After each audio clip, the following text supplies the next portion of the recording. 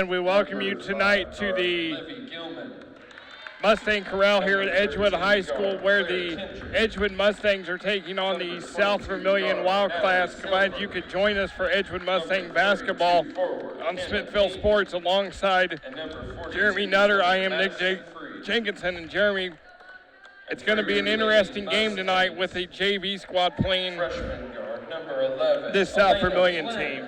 Yeah, JV is always interesting. You know, you see players that may come up, may, just play and have fun and a good time. So, it's kind of a mix that you get of players that, just want to have fun, and then also the younger girls coming up. As we look at the South Vermilion JV squad, Madison Freed, 5'7", junior, wears number 42. Hannah Ping is number 32, 5'7", sophomore. Livy Gilman, 5'4", junior, wearing number 5. Claire Kendrick, 5'4", junior, wearing number 13. And Natalie Silver, 5'3", sophomore, wearing number 22. Chelsea Francis is a JV coach. For Edgewood, it's Elena Flynn, number 11 at guard, 5'4", freshman. Jalen Robinson, number 12, a 5'4", freshman. Shayla Chambers, a 5'7", sophomore, wearing 33. Candace Rosemeyer, 5'7", freshman, wearing 34. And Malia Vest, a 5'7", freshman in the middle, wearing 45. We're having some technical difficulties with the scores, so we will update you as we go. We apologize for that. As South Vermilion's in the black with yellow letters and numbers, and Edgewood is in the red, or in the white with the white letters and the red and black numbers and letters. Yeah, as we see here, the Varsity is very touted the last couple games with their defense, and they do really good. So let's see how the JV does it this week as they play South Vermilion. I think it may be interesting to see the intensity level and if it is less or more. So we'll kind of see. Because sometimes a JV can be more intense, but then also not as good with the execution, but then also they can be less intense and kind of go through the motions a little more. That is a good bucket for Malia Vest, and she's going to go to the line as Edgewood is on the board. So the foul for South Vermilion on Silver, that's her first, and the team's first. Vest at the line, 5'7", freshman. And she misses that one. And then a tie-up, and it's held ball, possession arrow to the Mustangs. And it's interesting here, too, because, whenever you have a JV game and not as many fans necessarily, maybe in the stadium, you can hear what the coaches say and kind of the instructions a little better, and everybody's a lot more clear to hear. So that's kind of fun to hear what's going on. As Vest back at the line, she was fouled by Hannah Ping. She misses the foul shot. That's the one thing that Edgewood's varsity struggles with is foul shooting. Always been a kind of the Achilles heel for Edgewood girls basketball, as Vest has missed all three at the line, and South Vermilion's going to try to get on the board. That's definitely true, because it's just a weird thing, because you have everything. You have a good defense, you score a lot, you limit them and the number of baskets they get, but then whenever it comes to shooting literal free points, it's just hard to execute for them. A lot of offensive rebounds and still can't buy a basket is South Vermilion, as Flynn knocked it away, and it will stay with South Vermilion. And she was playing some really good hard defense, if you saw there, right up on her. And that's characteristics of what we've seen from this year with Edgewood basketball. Coach Sims told me before the game that his one goal is to always have like 8 less turnovers than they force the opponent. Yep. That's always a goal. When he was the coach at Mitchell, he always wanted less than 10 turnovers a game. He changed it up when he got here and coached girls. Yeah. Yeah, that's always a good thing because, if you look at turnover stats and different things, you'll see that normally. As Rosemeyer misses, South Vermilion with the rebound. This is Freed. And normally the team with the most turnovers isn't going to win. Yeah, Edgewood forced over 30 against Cloverdale and then like 25 against North Putnam. So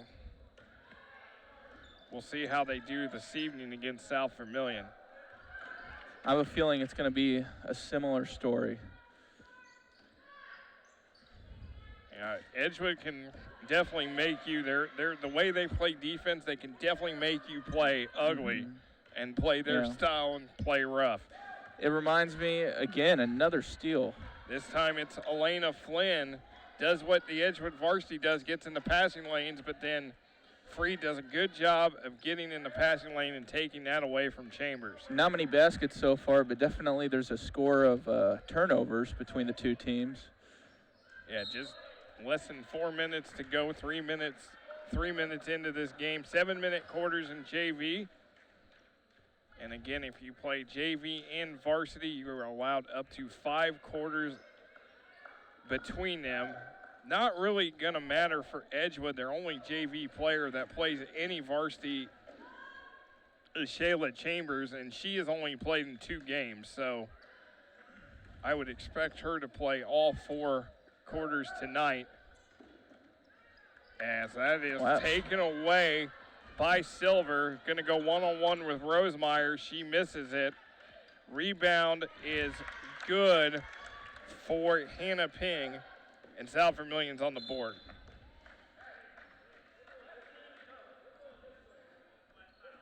And again, there's full court presses going on. There's a lot of hard defense being played, which is nice to see because, you'll watch teams in the NBA or some things on in higher levels of basketball, and just defense isn't necessarily taught that much or really enacted that much in those leagues, and it's kind of fun to see teams do that here at a lower level.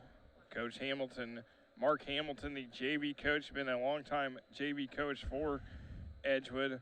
Teresa Bland, also an assistant, along with Coach Gary Sims, you see in the red sweater vest, as he calls the 30-second timeout as they couldn't get the ball in bounds. You see South Vermilion, Chelsea Francis with the coach. Scott Jones, the varsity coach, in his first season at South Vermilion, graduated from Riverton Park, was an assistant at Park Heritage High School last year. That is the consolidation of Turkey Run and Rockville High Schools. South Vermilion had a winning season last season in varsity, the first time in 15 years. They went 12-9 or 14-13 last year before losing to Northview in the sectional semifinal, 46-29. That's always a good thing to come out of that and have a winning season because, especially with a coach, coming in and you kind of have that behind you. But, I know I've been on a few teams that winning seasons are few and far between, so it's good to have one. Shayla Chambers going to fire the 3. It is no good. Rebounded by Jalen Robinson. Every rebound, there's a lot of bodies going in for the rebound. It is fun to watch those shots go up and just see almost every player down there trying to get a rebound. Well, the JV teams always basically implement whatever the varsity implements, because it's all about the system and putting in your system. So you'll see a lot of like Elena Flynn just getting in the passing lanes and just making steals and going all out. She loses the ball and it's South Vermilion ball. Hey, and that's going to get you, an eye from the coach. And, you're going to end up on varsity if you keep doing stuff like that. That's kind of the stepping stone. If you implement the things that the coach wants you to implement in the JV games, and then he'll put you in varsity games, kind of give you feelers, and there you go. So 2-2 right now with 2:25 to go. One freshman on the team for Edgewood and varsity. That's Caden Harrington. But the sophomore class is loaded with a lot of talent that played a lot of minutes last year. in a struggling season for Edgewood where they only won 4 games. Yeah, and that's really interesting to see now how they're playing. It's completely different, like we were talking about last week, and what we saw last week for sure in both games is that it's just, I mean, we talked about it a lot even off the air about how different the team is, and there's a lot of hope and optimism around it. Last year it was kind of hard to watch sometimes. There was just because points-wise and shots were just not going in, and then this year, you see a lot of shots going in. You see a lot of good defense being played, and it's a lot of fun to watch. It's just fun to watch because there's a lot of excitement and dynamic play going on. As Flynn goes to the basket and she gets fouled, and will go to the line. Riley's going to be on Silver, and that's her 3rd already. Silver's another player that sees time in varsity. Elena Flynn at the line, 5'4" freshman. As Edgewood is struggling from the line, 0 for 4 so far. And whenever you say, you should make your free throws because it's a free point, free shot. And again, another miss. 0 for 5 so far for Edgewood from the line, and then nobody gets back as Madison Freed has a wide open lane to the basket, and she can't convert. That's always rough. I've had that happen a few times. Playing intramural ball, you're getting excited running down the court, and you put it up against the glass, and it flies back. And then Edgewood has a hard time rotating over to the shooter, which is Silver. But South Vermilion chases down the rebound. That is one thing they've done very well so far in this game, Jeremy, is offensive rebounds. Yeah, and we look at the defensive play of both teams and the rebound play. And like I was saying earlier, there's about 9 bodies around that basket whenever the rebound goes. And it's exciting to see because, someone's going to get it, and you just got to box out and go in for the ball. And obviously, South Vermilion's doing a good job of that right now. Flynn's going to go down the lane and gets fouled again, and will go to the line. Let's see if she can hit these shots, hopefully. Hopefully, after, a while, you want to hit these shots because psychologically, you're going up to the line, and every time you go up, you're saying to yourself, oh, well, here's a few more misses going on because you just got to get in that rhythm of making those baskets. Elena Flynn does get on the board. Edgewood makes the free throw. Now we're going to see the remaining 3 girls that are on this JV team come in. Olivia Coring, number 10, Madeline Hitchcock, Cox, number 25, and Isabella Miles, number 43. So Edgewood has all 8 players in that have dressed for this game and have gotten in. And that's what you want on a JV team, is that you want everybody to play, everybody gets some minutes. It's not like a varsity that, you play the people you need to play to win. You play the people that need to develop, which is everybody on the team, which is fun to see. They're going to call a travel on Coring. It'll be South Vermilion ball. She was tied up, but they called the travel instead.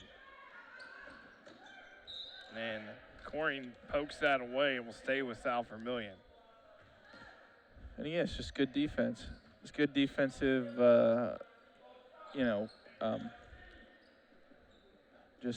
Ping just play by both teams. Cannot get the roll. Freed gets fouled. She'll go to the line.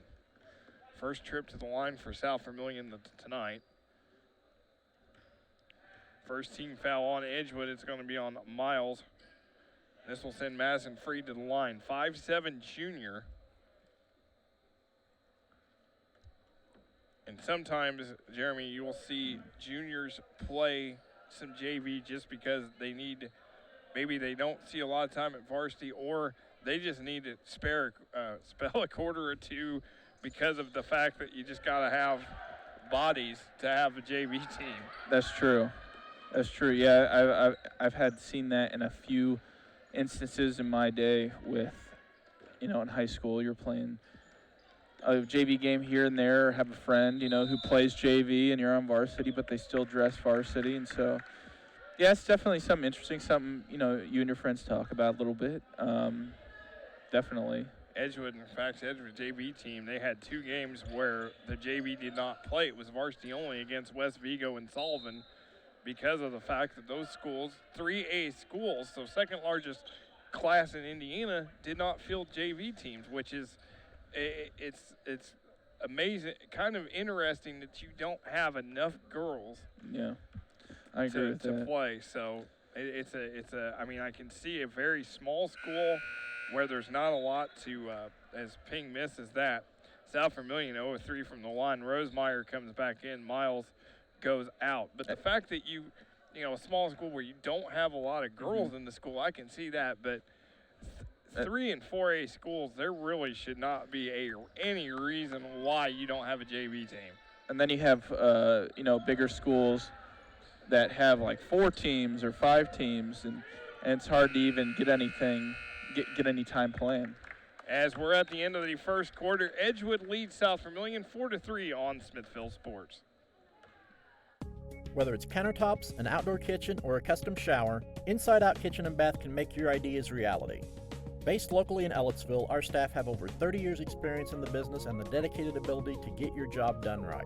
Stop in and see us at 4053 North Centennial Drive in Ellettsville, just opposite Arby's. Visit our website at www.iokb.us or give us a call at 812-803-8005. We'll help you complete your project inside and out. As we welcome you back to Edgewood High School, Edgewood leads South Vermilion 4-3 as we get ready to start the second quarter of the JV contest. A reminder, these 2 varsity teams will meet 20 minutes after the conclusion of this one, so stick around for that. As South Vermilion will come in 5-3, fresh off a win against Northview, 48-43 Wednesday night. The Mustangs are 8-2, coming off wins over Cloverdale and North Putnam last week. Beat Cloverdale 58-32 and North Putnam 54-41. Alongside Jeremy Nutter, I am Nick Jenkins. And Jeremy, first time getting to see this JV squad, and it's a lot like the varsity where it's defense first. Yeah, it's just, I'm just seeing a lot of steals, a lot of good defense with a hand in the passing lane, which I think is a good characteristic to have because they have had probably about 4 or 5 deflections that they've been able to run down the court. But, just the story of the whole thing is just both teams, and you see this with JV, just need to keep working on their finishing, on their shooting, because that's been a struggle for both teams.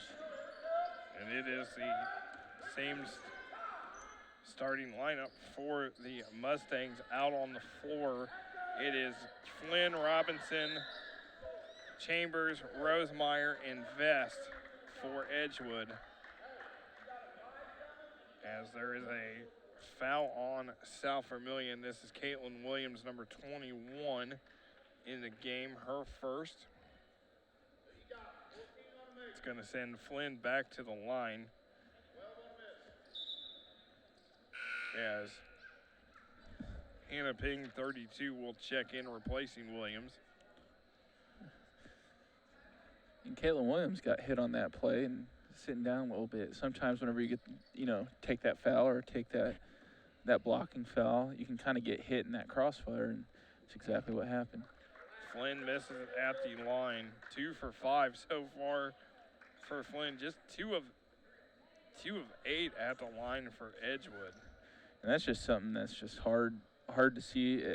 I bet as a coach, just hard to see because, now 2 for 9, and that's a lot of missed points. They could have 11 points now, and instead, it's a 1-point game. As you see, Williams is going to be helped off by the Edgewood trainer here at the bottom of our screen, and one of South Vermilion's assistants. Looks like an ankle. Yeah. Knee, ankle injury, so she's going to get taken over to the training table there to get looked at. Hopefully nothing serious, and she's able to get back in. Yeah, because you never want anything bad to happen, whether it's your opponent or your own team, because you just want to be able to play basketball against another team that's good. And that is a nice off the glass for Livy Gilman, number 5. South Vermilion leads by 1. That will be on Gilman. Her first, and Edgewood's now in the 1-1. And that's been interesting to see is South Vermilion's their defense is just kind of constant fouling so far this game. But Edgewood, I mean, is not able to convert. As Flynn misses another one. And that will be off Flynn. It will be South Vermilion ball. Well, one thing Coach Hamilton and Coach Sims are going to preach to this JV team at halftime is free throws. Because they got everything. I mean, they got everything else. They got the defense. Whenever you have those defensive possessions, you got to make something out of it. Because otherwise, why steal? Because you're just giving the ball back to the other team. As you see South Vermilion trapping, they're going to call the travel on Robinson. As we are going to see Kaylee Coleman, number 20, 5'3" freshman, enter for South Vermilion, going to replace Claire Kendrick.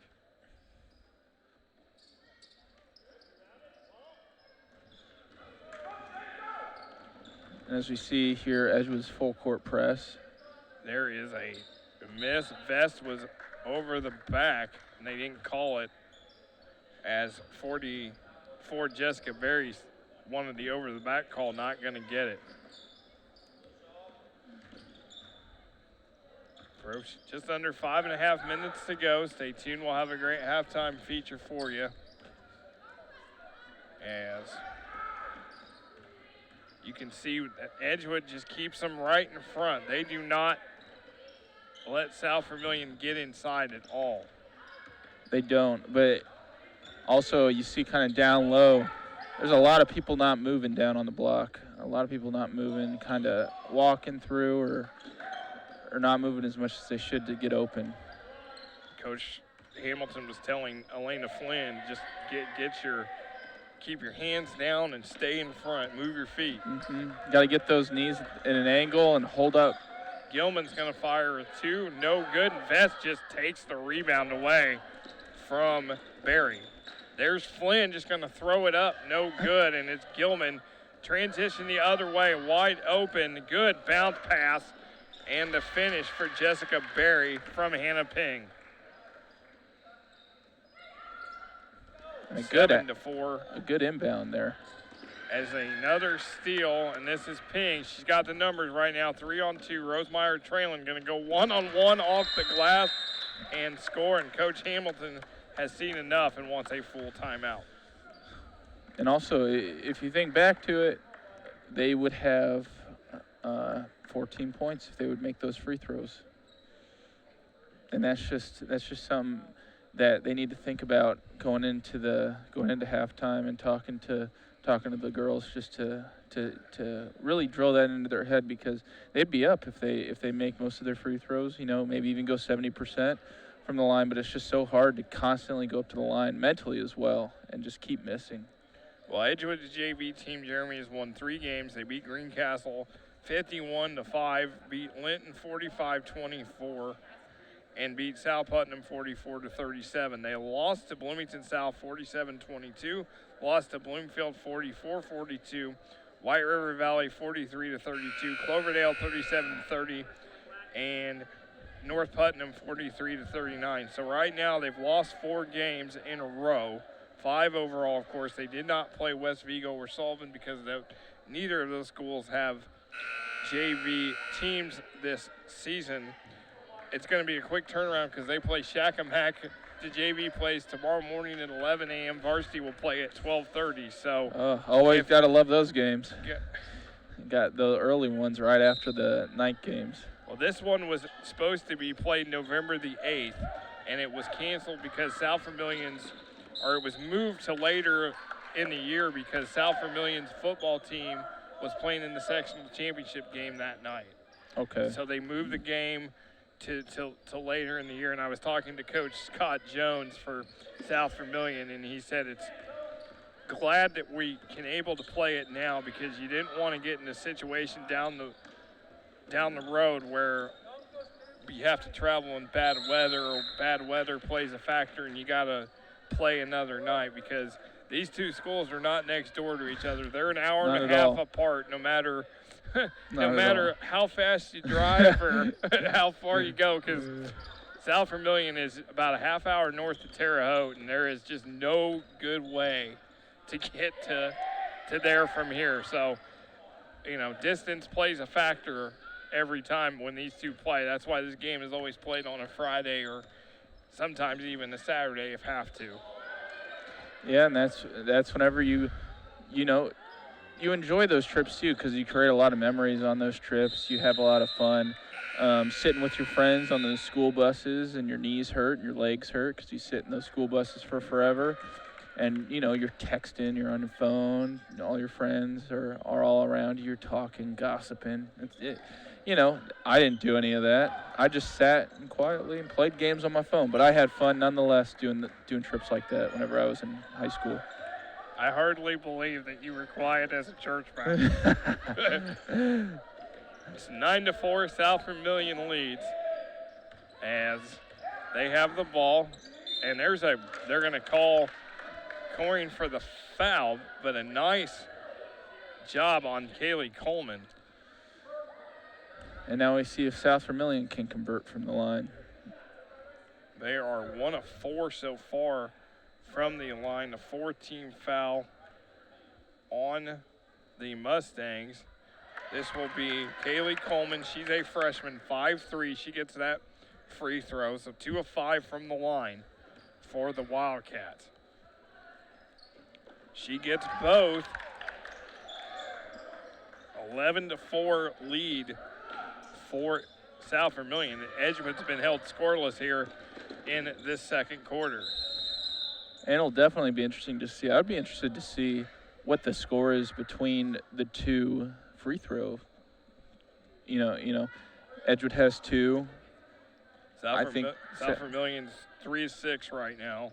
3-6. So that could be really where this game is won and where, all these girls really learn. 2 of 10 for Edgewood. So 2 of 10. It's it comes into play when they're not hitting your free throws. That's for sure. Shayla Chambers going to fire the 3. It is no good. And a nice save. Hannah Ping with a nice save, and this is Krendick bringing it up. Going to get it to Ping. Now Lexi Smith, 23, has it. Gets it to Jessica Berry. Ping in the lane. No call there. Claire Kendrick with it. They're just letting them play physical today. That's fun to see too. Sometimes, sometimes you just want the refs to let them play physical, because some refs, will call every little thing. But on the other hand, you can have refs that don't call as much. Livy Gilman at the line into the game for South Vermilion. As we've had some technical difficulties with the scores, we'll get those fixed as soon as we can. As that is taken away by Jessica Berry. As it's 11-4, 2 minutes to go here in quarter number 2. That is going to be an offensive foul. And that is going to be on Jessica Berry, her first and the team's 8th. 11-4, a minute 57 left to go here before the break.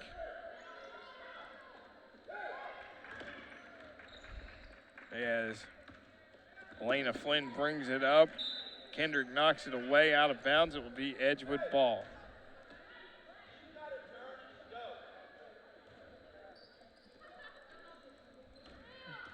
And as we see another kind of press, full court press that is really characteristic of what Edgewood enjoys doing on varsity and on JV as well. As it's out of bounds.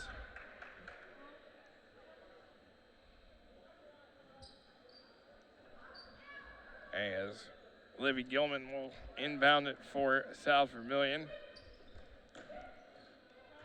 And a nice block by Edgewood there.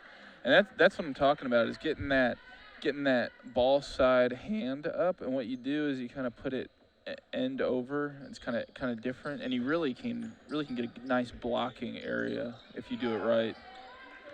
Shayla Chambers with the rebound for Edgewood.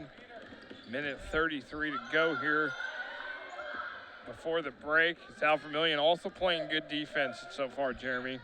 Yes, and I've noticed that from both teams. And Edgewood's been able to kind of set the tempo so far defensively. Scoring-wise, not able to do so, but definitely defensively. They started out the game strong and tough, and South Vermilion had to adjust to them and have done so pretty well. Corinne can't get the bounce. Battle for it underneath. She gets it back. She's going to try to go up strong, and it's the foul on South Vermilion. That is on Kendrick. And now we see again if Edgewood can get these 3 points here. Corinne at the line, 5'4" freshman.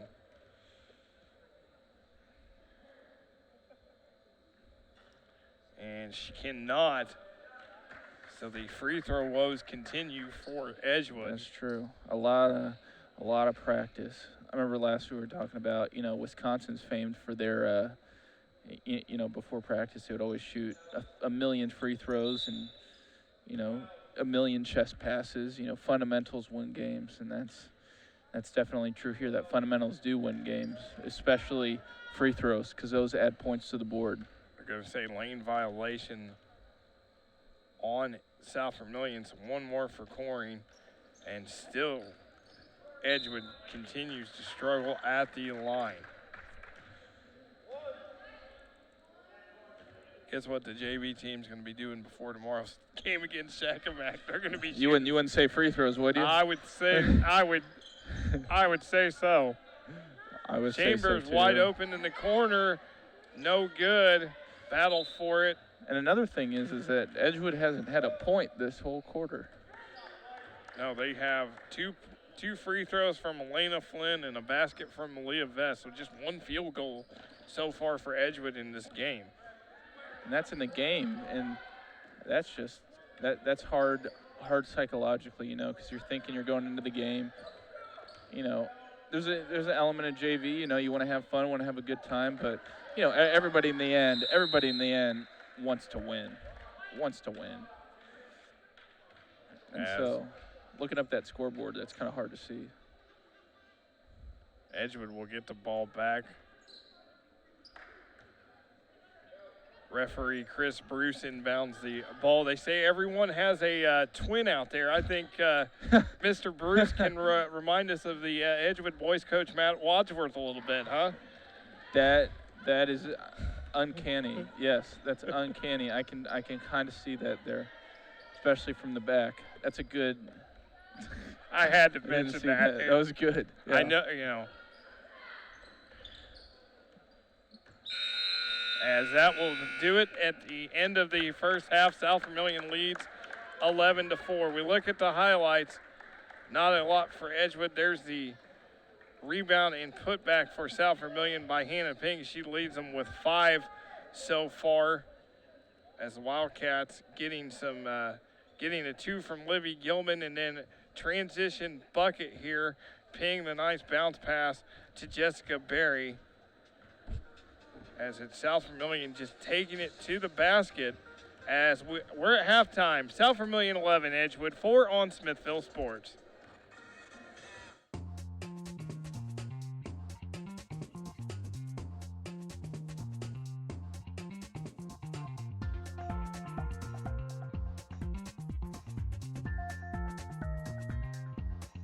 My name is Pat East. I'm the executive director of the mill. I've been here for about 2 years now, a year since we opened the mill and a year before that, getting the project up and running.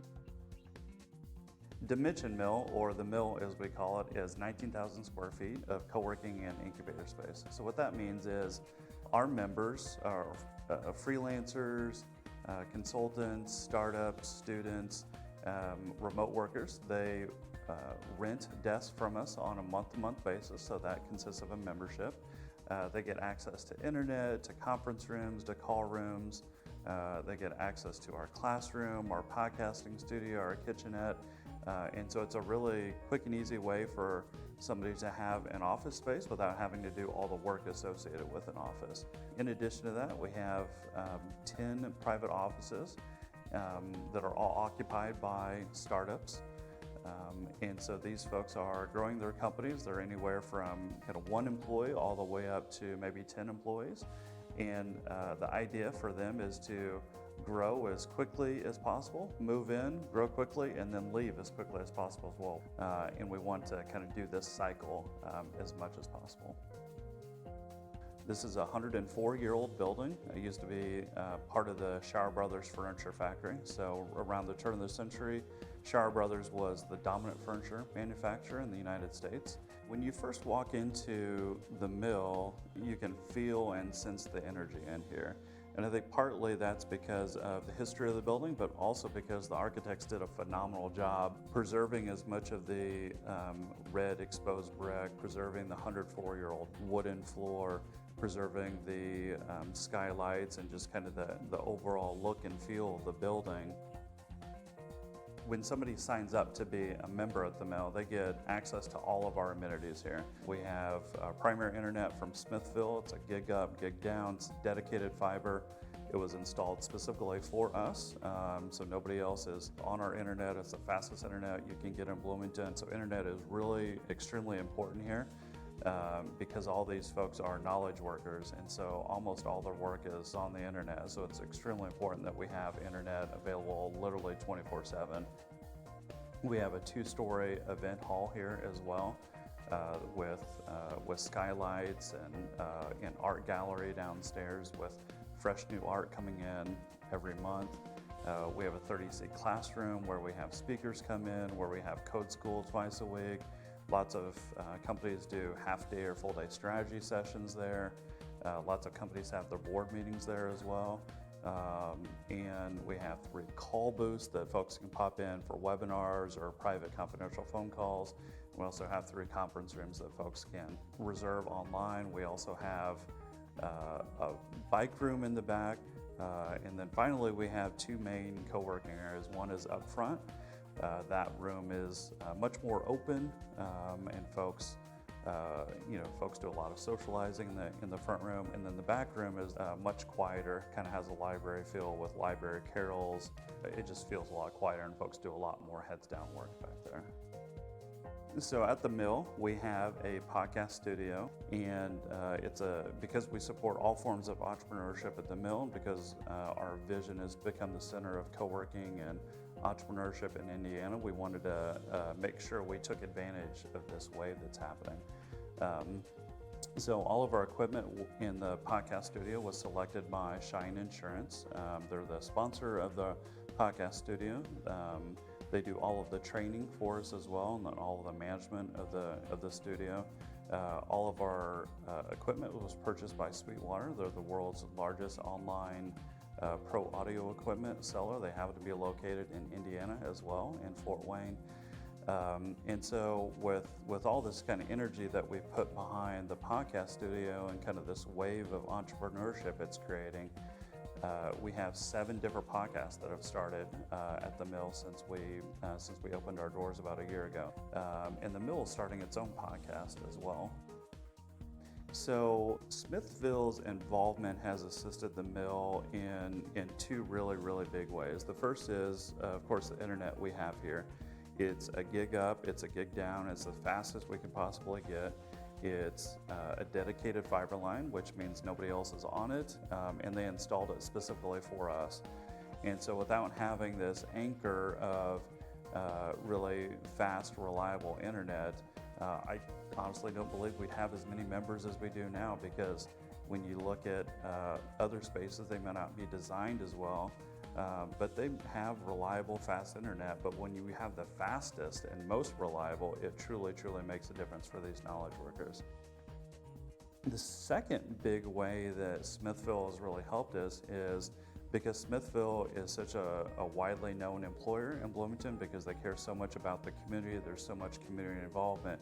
It really helps to have their brand associated with us, to have their their moral support as well when we're embarking on a project like this that takes so many people, it takes so much effort, it takes so much energy and resources.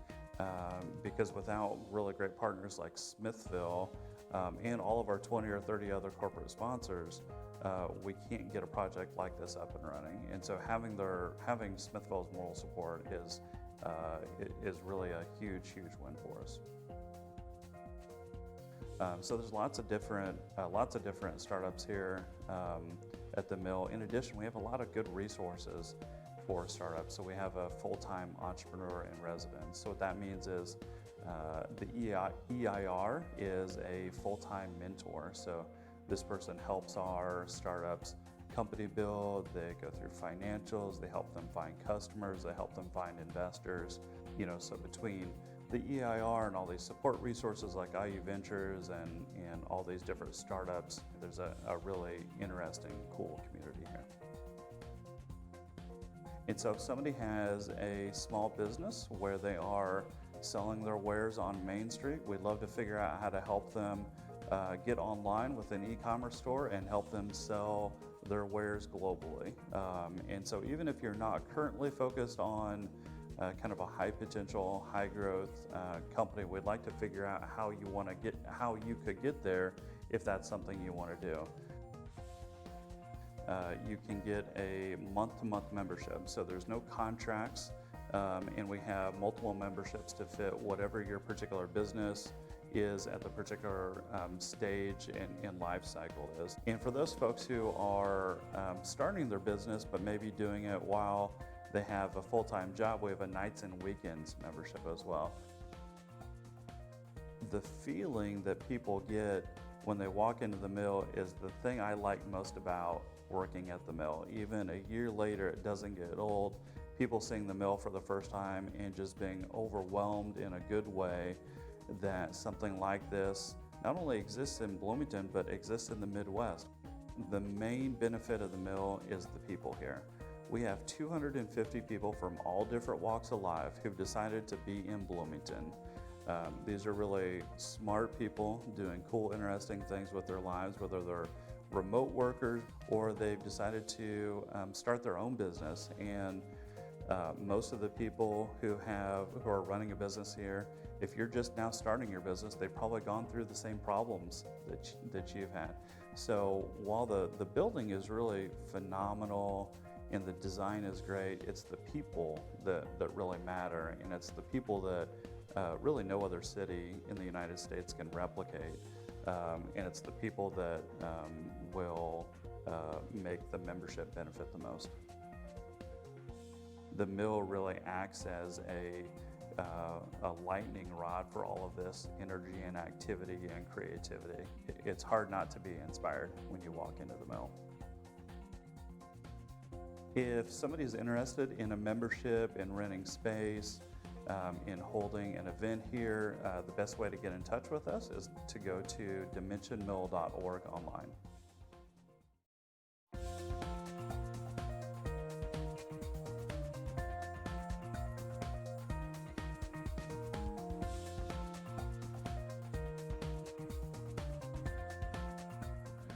We welcome you back to the Mustang Corral here at Edgewood High School in Ellettsville, Indiana.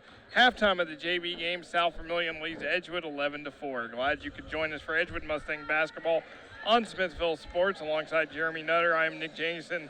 Jeremy, not a lot to talk about in the first half, and the big story is free throw shooting because Edgewood 2 of 12, South Vermilion 3 of 6. Yeah, I saw Elena Flynn doing some practice before, and she was missing a lot of her free throws trying to practice during halftime. So, look for more of the same. It's unfortunate. This just comes with a lot of practice and time at the line. As we are underway, South Vermilion with the basketball. As looks like some of the girls that started, like a Natalie Silver, who picked up 3 fouls, is done for the night. Also, Madison Freed done for the JV game. They are play varsity.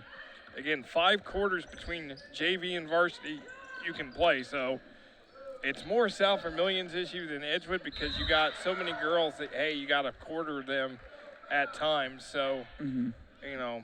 Yeah, that's whenever it comes into the coaches to manage their times. And just to be able to, be smart about how long you're playing a player and how long you want them for the varsity game. Shayla Chambers, the only girl for Edgewood that we'll see anytime at varsity level. She's only played in 2 games so far. So really not an issue for Coach Hamilton and Coach Sims. Of course, when you can play 10 girls at will for Edgewood when they've got so many, they have more depth than they did last year. No Trista Helms still tonight. She's nursing an ankle injury. As Coach Sims said, we're not going to play her. She's out for this weekend, so she won't play tomorrow against Shakamak either. As Flynn flies to the floor, Vest puts up a nice shot and scores her 4th point. But Coach Sims did say Trista Helms out for the weekend. We're not going to play her until she's 100% healthy. So, yeah, that's important. You just got to manage those injuries. Got to be smart about what position you put your players in. As another miss for the Mustangs, 2 of 13. It's something you don't want to harp on, but you just can't help.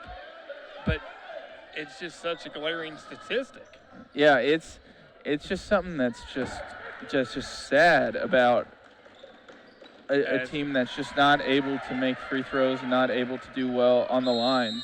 As Elena Flynn, as Chelsea Francis, the coach for South Vermilion, calls a full-time out, as Edgewood all of a sudden makes a little bit of a run here to cut it back to 3.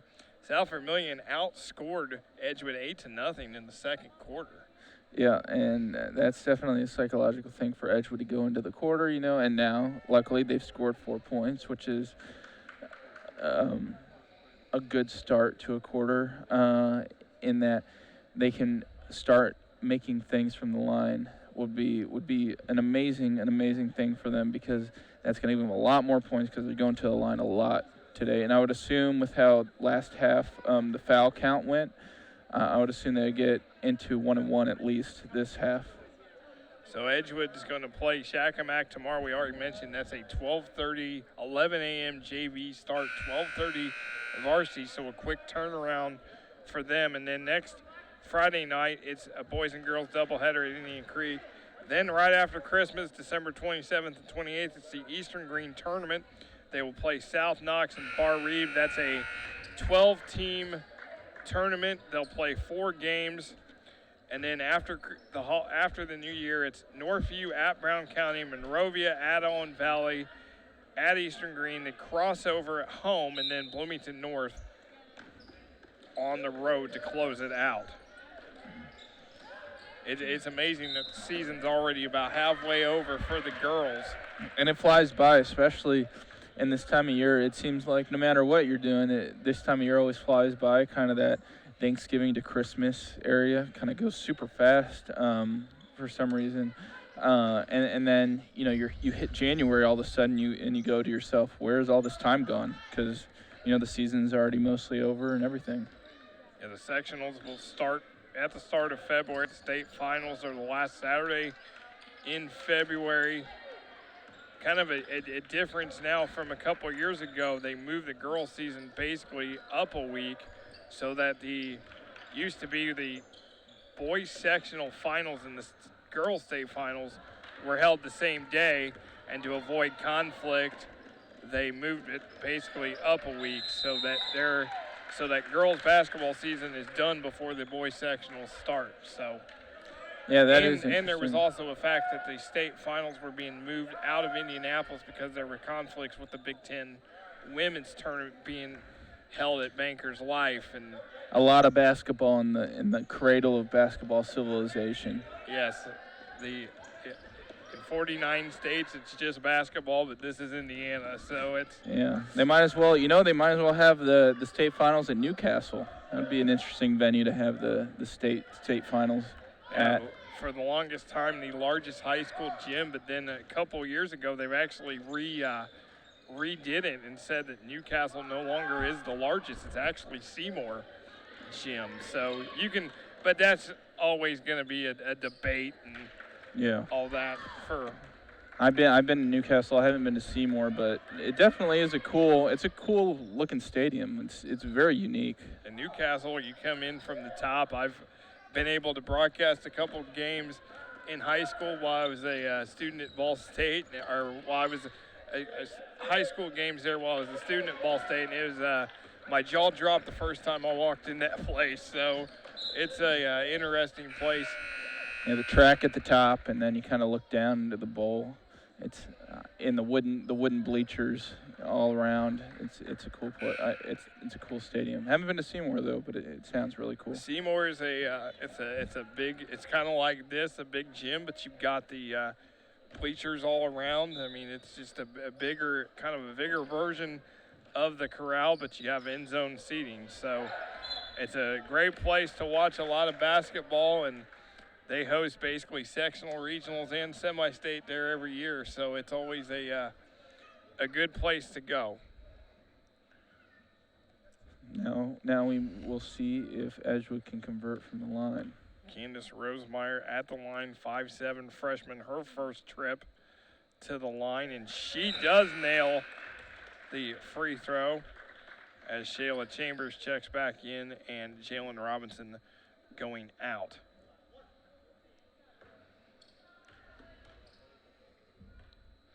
So one more for Rosemeyer, and it is good. So Edgewood's cut this lead to 1. 11-10, approaching 3.5 to go here in the third. That's good defense. Good defense by Edgewood. You see her just bugging her, making her turn. Is the way that you position your body on defense is going to be the way that you give them the opportunity to go. So she's kind of saying, hey, right now you're going left, turn them, going right. And they do call the moving screen on South Vermilion, as that was Jessica Berry, her third, and the team's fourth. One thing, though, that definitely is different from the varsity team is that the JV is not as foul crazy as the varsity is. That's something that we definitely saw last week, as a lot of fouls were given. I think they had 10 each half almost, or more than that. And so that's definitely something that the JV doesn't have a problem with. They're not fouling. I mean, they have 0 fouls right now. As that basket good for Shayla Chambers, her first 2, and Edgewood's up 12-11. Raced an 11-4 deficit. Yep, and a part of that is 2 made free throws, which is always nice to see if you're a coach and you kind of see that in the second half. You start out like that. Good job by Bella Miles defending Barry. And this is almost the opposite of the last quarter, where Edgewood scoring, and now South Vermilion can't seem to score this quarter. As they're going to call the foul. And that's what you're going to get whenever you get. That's what you're going to get whenever you play defense like that. You're going to get fouls called, but that's just a product of playing hard defense like they're trying to play, and set that kind of culture of kind of dynamic hard defense. As they're going to get Flynn for the foul. And then the ball is loose to get on the floor. Jump ball, it's possession arrow to South Vermilion. Now the Wildcats want another timeout. 30-second timeout. And you see the Edgewood coaches coming over. They're proud of their JV team for what they're doing so far this quarter. They're playing good defense, and most importantly, they're converting baskets and converting shots, what they just could not do in the second quarter. They could not do it to save their life, but then now, you go in, you take a break, and you come out this quarter firing. They're doing well. And now it's South Vermilion that's been held scoreless in this quarter. As you see, Scott Jones, the varsity coach at South Vermilion, 5-3 in his first year. Again, a Riverton Park grad, was an assistant last year for Park Heritage High School. But he's got this South Vermilion team. You know, they had a good season, their first winning season in 15 years last year under Jeff McCoy, and they beat Edgewood for the first time in a long time. Mm-hmm. And so it's just another thing that they just want to check off those boxes. They won 5 sectionals, but they haven't won a sectional since 1993. So as you see Elena Flynn with the score, she's got 6, and Edgewood's up 3.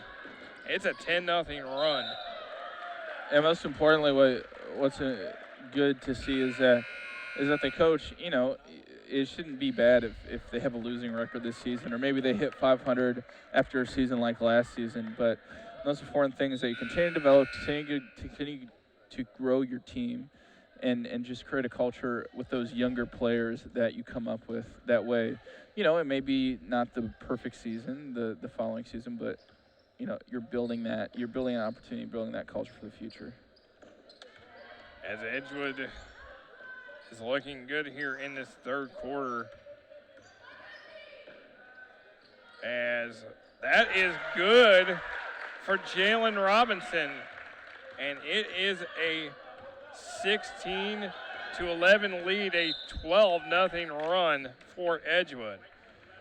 And I saw that foul coming from a million miles away. If I'm going to be honest, I saw her running down. I saw, Elena Flynn running down the court with all her might, and then she just ran to the back of South Vermilion, and silly foul to give away. I definitely like the way so far Elena Flynn has played in this game. She's been able to create a lot of turnovers.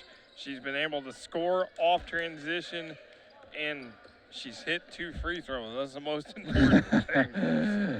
She and Candace Rosemeyer hit their free throws. There's a miss.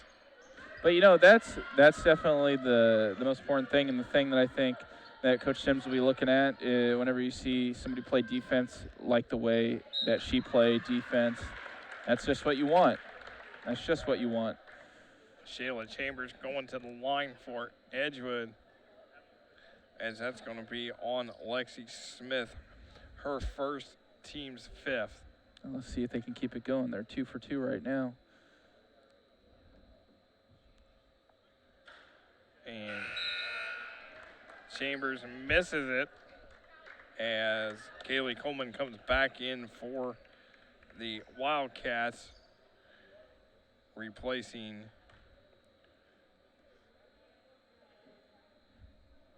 Malia Todd. So one more for Chambers, and she does not get that one to go. South Vermilion still looking to score in this half. Been held scoreless so far. There is a 3, and Livy Gilman gets the Wildcats off the schneid with that triple.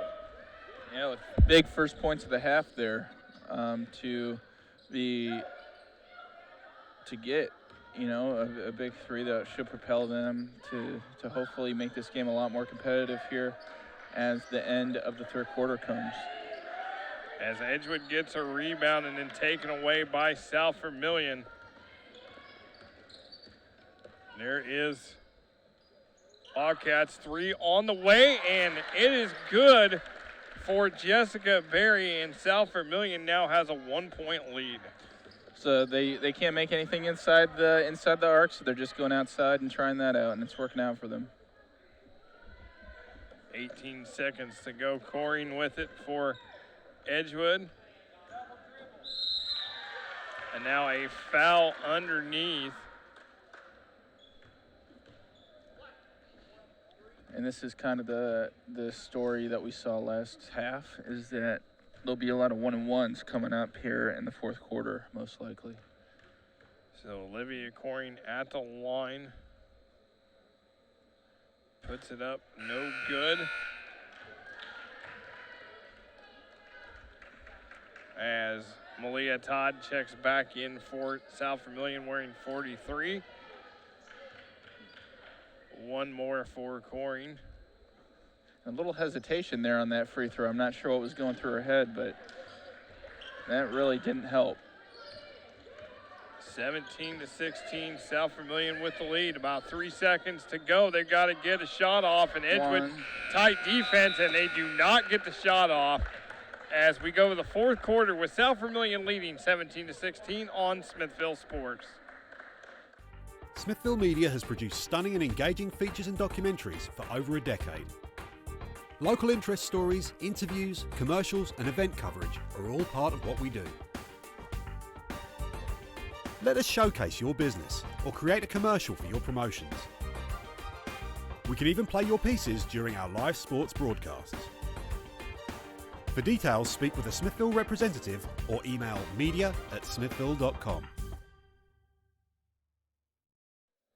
As we welcome you back to the Mustang Corral here at Edgewood High School, South Vermilion leads Edgewood 17-16 as we begin the fourth quarter. Just a reminder, the varsity game will fall 20 minutes after the conclusion of this one. South Vermilion 5-3 coming into the ninth game. Edgewood 8-2 off a impressive 2 games that we covered last week with wins over Cloverdale 58-32 and then North Putnam 54-41. Glad you could join us for Edgewood Mustang basketball alongside Jeremy Nutter. I am Nick Jenkinson. And Jeremy, Edgewood controlled that quarter 12-6, but a big run by Edgewood, and then South Vermilion gets on a little run of their own to retake the lead. And that's all you need. You just need a little bit of answer. You need to win the game. And I remember I kicked football in high school, and you know, sometimes it didn't go in straight. Sometimes it didn't go down straight through the middle. But, you know, it still went in. You still got points, and that's what South Vermilion did. You know, you still get the lead. You still get wins, even though that last quarter was pretty ugly for them. As Vest couldn't get the bounce, and it will be Edgewood ball out of bounds. Lena Flynn back in the game. She's got 3 fouls.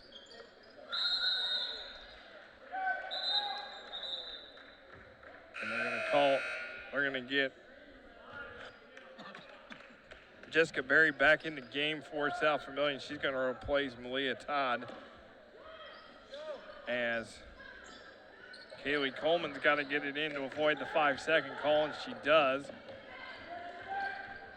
Livy Gilman bringing it up against Flynn. Flynn has played excellent defense. She keeps her Gilman in front of her. There's the deflection. And South Vermilion's got to get it across.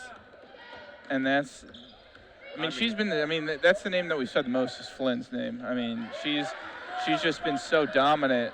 Rosemeyer steals it and gets fouled and will go to the line. Just an excellent job by Rosemeyer to get the steal, draw the foul, and get a chance to go to the line. And now you get a chance to get some points. Hopefully, you know, Edgewood's characteristic of free throw shooting does not manifest itself here, because these points will be really important because it will put them in the lead. Rosemeyer's first one is no good. 2 of 3 from the line for her. One more. 5'7" freshman. Edgewood's tallest JV player, Bella Miles, at 5'10". Rosemeyer hits the second one. It's tied up at 17. A little different when you've got 6'2" Caden Harrington on the varsity in the middle. I was going to say something about how you look down the varsity and JV list for both teams, and you see one person who's above that point, and it's very interesting to see that, because it's interesting to see how Edgewood implements her into their game plan. So tied here, 5:42 to go here in the quarter number 4. Shayla Chambers off the glass and in, her 4th point of the night. Edgewood's in the lead. And again, you just see hard defense played by all of the Edgewood team that's converting now into points. This is what was going on in the first quarter, and then some of the second quarter was that they were getting these steals but not even able to convert them. Now we see in the third quarter especially how those conversions can turn into points, and then, they're up. Because you probably hear Coach Hamilton yell, "Put a body on her," as Coach Hamilton, he can get fired up a little bit. He's been at this a while. Heard a few shots from him so far tonight. But, whenever you hear him, you do it. A lot of fire under you. Yeah, for sure. you don't want the alternative.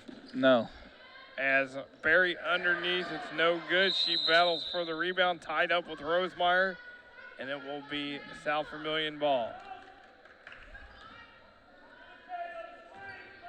5 minutes exactly to go here in the fourth quarter.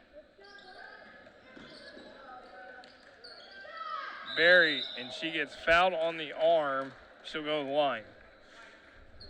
And you just see how tight Edgewood's playing on those inbounds, especially whenever after they score, or for instance down there, maybe not as much from a sideline passing, but really hard defense being played by Edgewood on those inbounds. Jessica Barry cuts the lead to 1. She will have one more. And gave the referee something. I'm not sure what that was. And he threw that off to the side. Barry ties it up at 19. Now here we go. South Vermilion with the pressure. Flynn just flies through both of them. And nice wraparound pass. Rosemeyer can't finish. And 4 South Vermilion players down there to get the rebound, but guess who gets it? It's the Mustangs. And Flynn gets fouled, and she'll go to the line.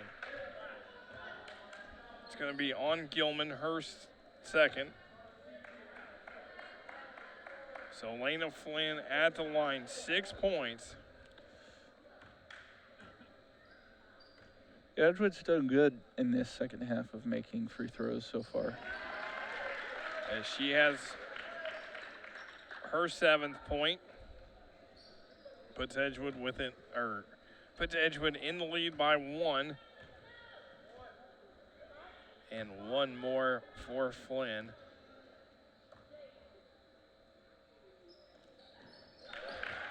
And it is now 21-19 as Flynn hits both. As Coach Hamilton calls the full timeout. Edgewood with 2 timeouts remaining, South Vermilion with 3. And while we have a minute, we want to thank our crew, the hardworking guys behind the scenes, Noah Barajas, Nadir Noon, Sam Malloy on the cameras, Nate Alarcon doing replays, Rob Ramsey, our director, technical director, you and I doing commentary. We thank you for everything that you do. And this is our final broadcast for the year 2019. So we want to wish everybody And the decade. And the decade, yeah, absolutely, as we're going into 2020. So we want to wish everybody a very Merry Christmas and a Happy New Year. And we will be back in 2020. And we kick it off with a bang, Jeremy. Friday, January 10th, Bloomington South at Bloomington North. It's a drop the mic moment. That's all you need to say. At least. You said a lot that I need to hold you down that game because you're going to be fired up. Oh, that's a game that means a lot to me growing up here. My siblings attended Bloomington North, and is a game that I've been to many a times, and now I gotten to call a few of those, and it's going to even mean a little more this year with you got Anthony Leal on Bloomington South, who's already signed with IU. Noah Jagers signed with Army, so it's going to be quite a game, quite a night, and it's going to be packed as well. So Candace Rosemeyer able to score, and will go to the line. And I don't know what happened during halftime, but this second half, Edgewood's definitely, they've scored 19 points this second half, which is different from the 4 they scored in the first half.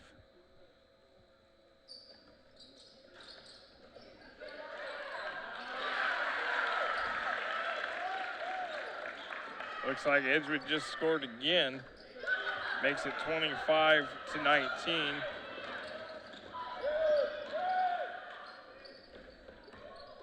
as Edgewood's just on them all the time. Relentless defense, never stop moving, making them make little mistakes. there's a shot off the mark. Shayla Chambers with it. One of just 2 sophomores on this team, along with Miles for the Mustangs. Miles saw time at JV last year. As A little intimidation there. A little intimidation is very all over Vest, but hitting the 2 is Jalen Robinson. 27-19. And Robinson commits the foul. That's the 5th team foul. Lexi Smith back in, replacing Gilman.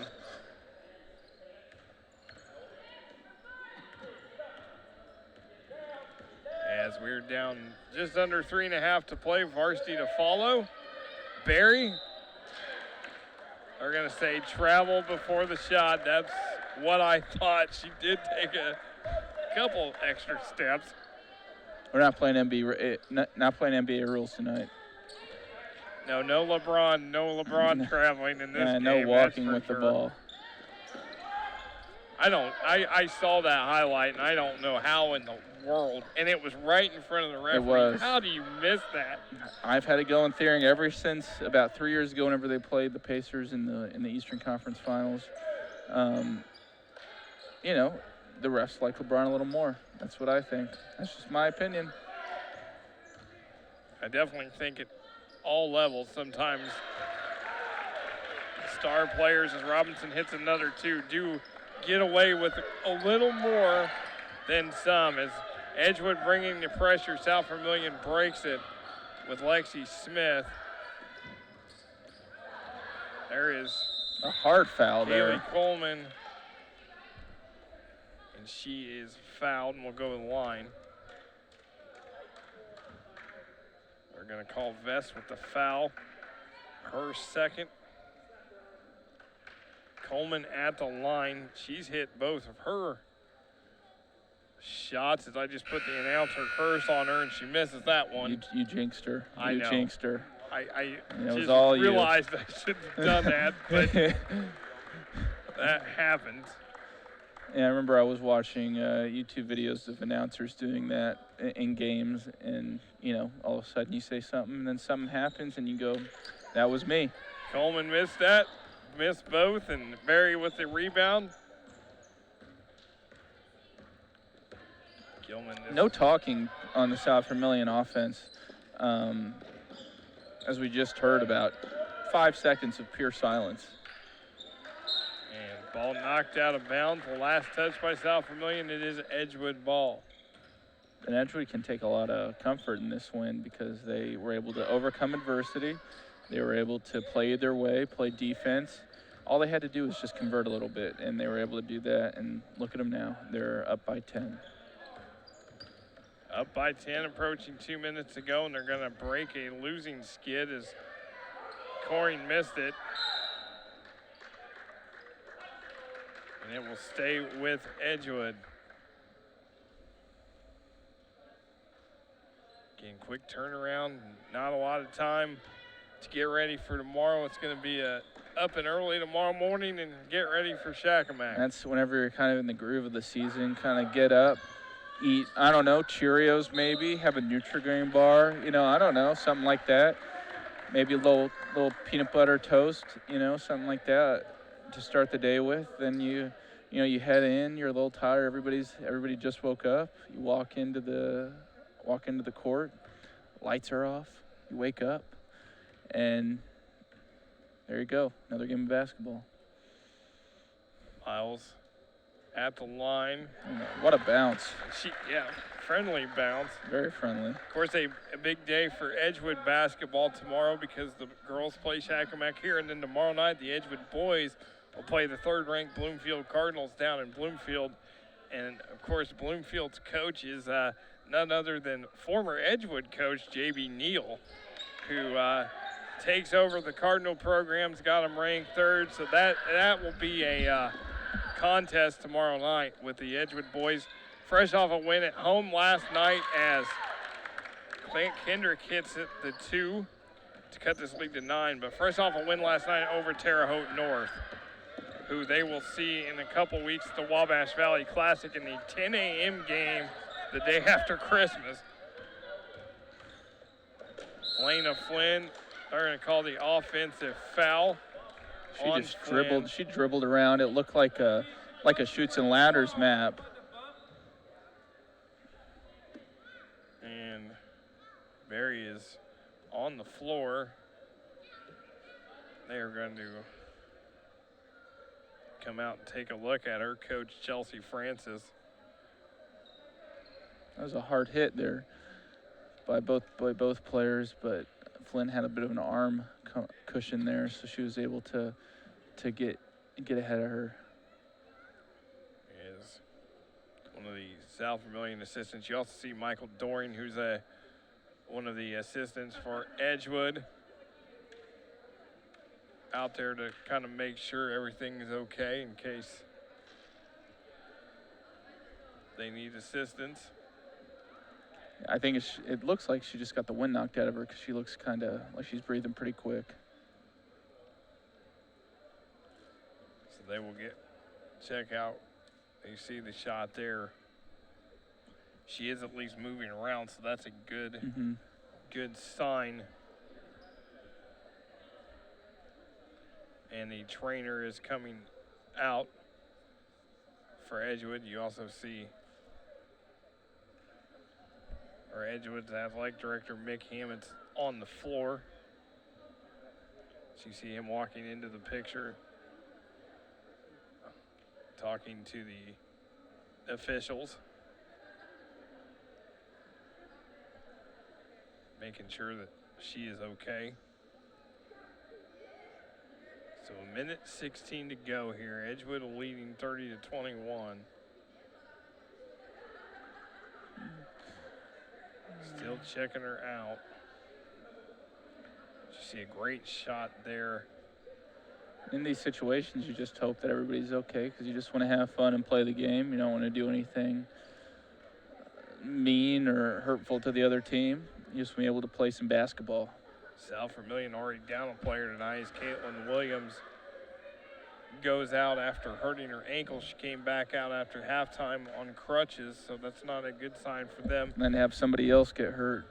One of the South Vermilion varsity players, Jenna Myers, is out tonight for the Wildcats. Girl that's played in 7 games, averages 3.3 a game, 23 points. She's out because she rolled her ankle against Northview Wednesday night. So a lot of ankles. A lot of ankle injuries. Edgewood had a lot of injuries, a ton of injuries last year. That's always nasty because I've worn low shoes my whole life, sports and everything. Never really a big fan of the high ankle shoes, but yeah, definitely a propensity to get those ankle injuries a lot better, and it hurts a lot more for sure. It looks like this injury, she seems to be on the ground a lot more and just breathing very quickly. So they are still checking her out. They're finally going to get her at least sitting up.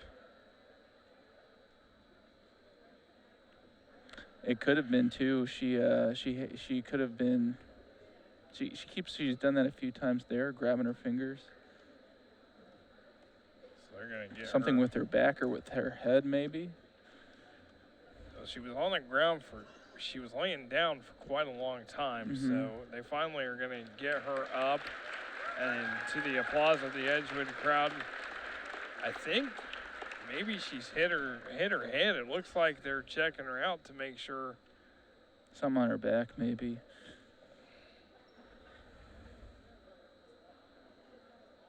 I mean, she looks a little bit like she's not sure where she's at. So they're Michael Doring, Edgewood's assistant coach, making sure, and she's going to get taken off. Going to get helped by the trainer and her assistant coach. As you see, a great shot there of her going out, and it looks like she's nodding her head. They keep talking to her.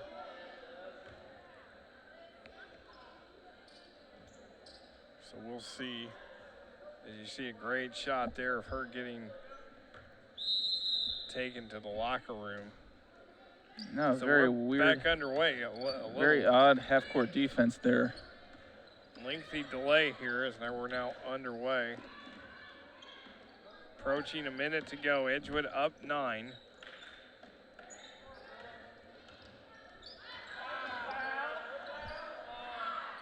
As missed that and stepped on the line. That was Kendrick, and it will be Edgewood ball.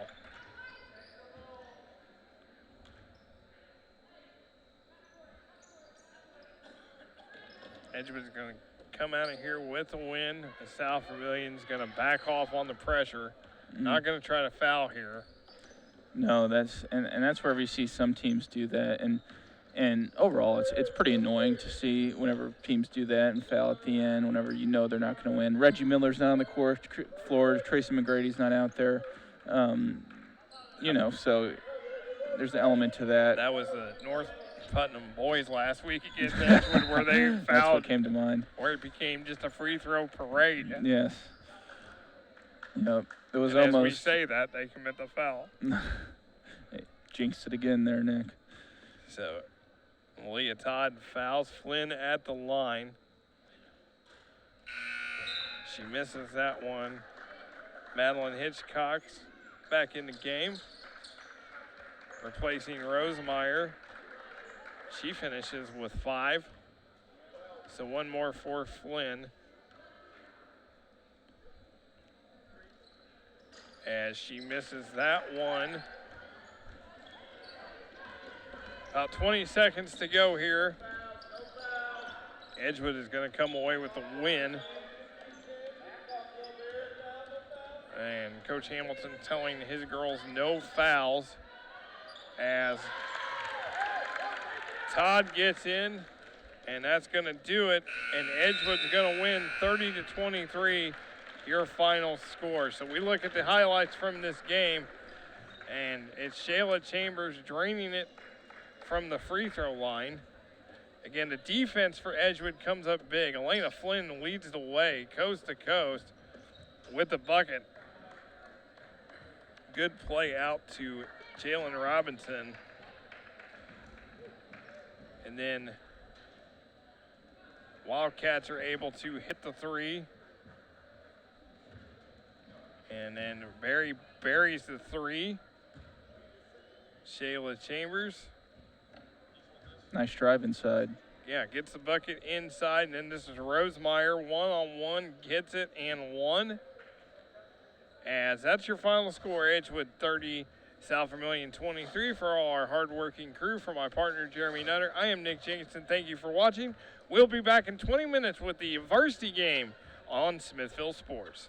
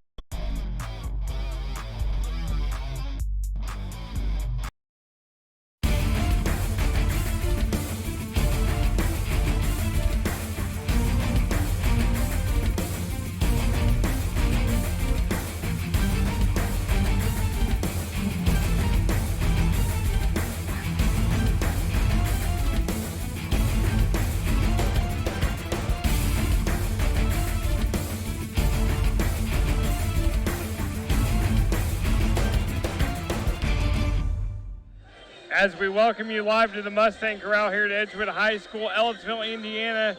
The South Vermilion Wildcats are in town to take on the Edgewood Mustangs in girls varsity basketball action. Glad you could join us for Edgewood Mustang basketball on Smithfield Sports. Alongside Jeremy Nutter, I am Nick Jenkinson. And Jeremy, Edgewood comes in tonight 8-2 off 2 impressive wins last week against Cloverdale and North Putnam. I want to first say this song is great that we're listening to right now by Justin Bieber. It's a great song. But then also, yes, Edgewood has been very impressive, especially last weekend. They were really good defensively. It's just really fun to watch them. It's really fun to watch them. From the free throw line, that's another story. That's probably the roughest part of their game. But defensively, they are just great to watch. As you see the Mustangs warming up, getting ready to head to the bench, the one story is Caden Harrington. She had 16 points, 10 rebounds in that game against North Putnam. And, oh, yeah, she's just a freshman. And that's a big thing. Also, too, just a freshman can grow a few more inches, you know. I remember whenever I was a freshman in high school, I was only 5 foot, and then I grew up to 6'3" by the time I was a senior. No, I'm joking, of course. I grew a few inches, though. That's true. That's true. Yeah, sometimes that growth spurt does not always apply to some people, as I'm still about 5'8", so, That's you true. know, it sometimes misses other people as we are getting ready here for the national anthem. A little premature. Welcome to tonight's contest between the South Vermilion Wildcats and the Edgewood Lady. So they're getting ready to do the national anthem here. For the playing of the national anthem.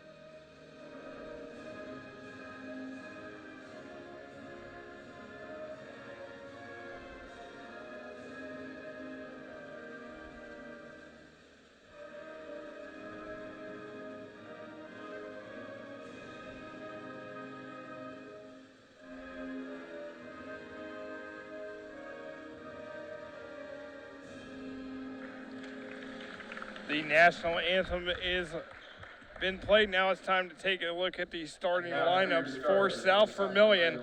They will start at 1 forward, Mallory Hawkins. Chloe Rippey. She averages 14.1 points a game, 6-foot senior. Rebecca Berry is a 5'10" senior, averages 9.5 a game.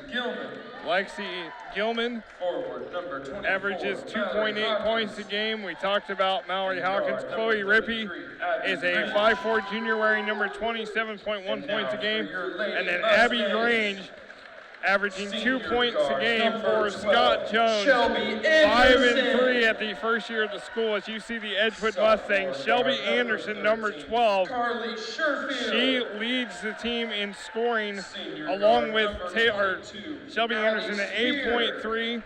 Carly Sherfield at 5.6. Allie Spear and Taylor Minnick both lead the team in scoring at 8.9. And then there is Caden Harrington, number 35, 6 points a game, coming off her second double-double of the season for Coach Gary Sims. 172 and 110, 3 sectional titles, 8 winning seasons, 2 500 seasons in 12 years here. He coached from 2007 to 2018 before taking a year off from coaching, still teaching in the school, and then retakes over for Kurt Simic after the Mustangs last season were 4-21 on the year. South Vermilion in the black. It is Harrington and Barry to jump.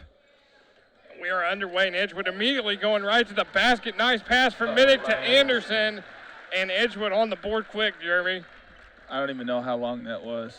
I blinked, I think, and they got a score. And here we go. It's a turnover, and off the turnover, Carly Sherfield scores, and it's a quick 4-0 lead. 4 points in 20 seconds isn't bad. 20 seconds in. Wow, again, it's just so fundamental to the way they play defense. And look at that. Taylor Minnick takes it away from Hawkins, misses it. Sherfield with the rebound to Harrington. Gets it to Anderson. Now Edgewood's going to reset a little bit. Spear with it to Anderson. Now Coach Sims hollers out a play. We'll see what comes from it. Going to run it. Gets a screen from Spear. Inside Harrington. Puts it up. And does not get the roll. Rebecca Berry with the rebound. That's definitely true with Edgewood, is that they thrive in that dynamic kind of non-structured play setting. They're way better whenever they're on a fast break or, just inbound the ball or able to catch out a defense in transition. As Hawkins misses the free throw, or the shot, Anderson up ahead to Carly Sherfield, and Scott Jones has had enough, and he calls a quick 30-second timeout. That was one thing Coach Sims told me before the game. He said, we got to play 32 minutes solid. We cannot let South Vermilion get off to a good start. And so far, Edgewood is off to a lightning-fast start. 4 points, 20 seconds. 4 points in 20 seconds. They forced over 30 turnovers against Cloverdale, forced 25 last week against North Putnam. And like you said in the JV game, Jeremy, it's probably going to be the same result tonight as they are coming right after South Vermilion. Because it's similar records, kind of, in a way that loss-wise, that they South Vermilion haven't necessarily played as many games, but loss-wise they're pretty close, not having that many losses, having decently optimistic seasons, and so it's just kind of characteristic that they're going to play hard defense. They're going to get on you. They're not going to let you have a second to think or rest. There is Chloe Rippey. She has the ball. 23 is Lexi Gilman. 21 is Rebecca Berry. She lets it go. No good. Taylor Minnick with the rebound. Here comes Edgewood. Sherfield, she's got Harrington underneath, doesn't see her. Anderson, 3 from the wing. It is off, and Hawkins with the rebound. I saw her practicing a few of those before the game. I knew right whenever she got that ball what was going to happen. She had 5 threes against Cloverdale. She only hit 1 against North Putnam. But North Putnam knew how to guard her.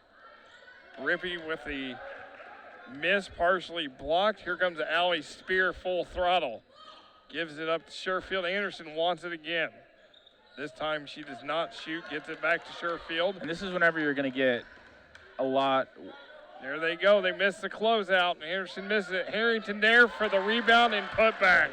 And I was going to say, that's where you get a lot more stagnation from Edgewood. That's not where they operate well. They don't operate well in stagnant play calls that kind of don't help them out because they're so good on those steals and on those transition points. That's why having that many turnovers, they almost have to, because that's where they get most of their points from. That is a turnover to the Wildcats, or for the Wildcats. That's Abby Grange, number 33. And again, it's just like kind of that Cloverdale game, Jeremy, where Edgewood got off to just a lightning fast start and never let up and never trailed. And that's, a good thing. And you kind of think too, is will that hurt them going forward? Will they ever run out of energy? Every game you kind of think that, because they just run forever and ever and ever. And you look at them and you're like, I'm tired. I've sat down most of the day today, but I'm tired watching them because they're running like crazy. Shelby Anderson hits her 17th three of the season, 25th overall for the Mustangs, 11-0 lead. Another bad shot for South Vermilion. Berry short, Harrington to rebound, fighting, and it's going to be a foul called on South Vermilion.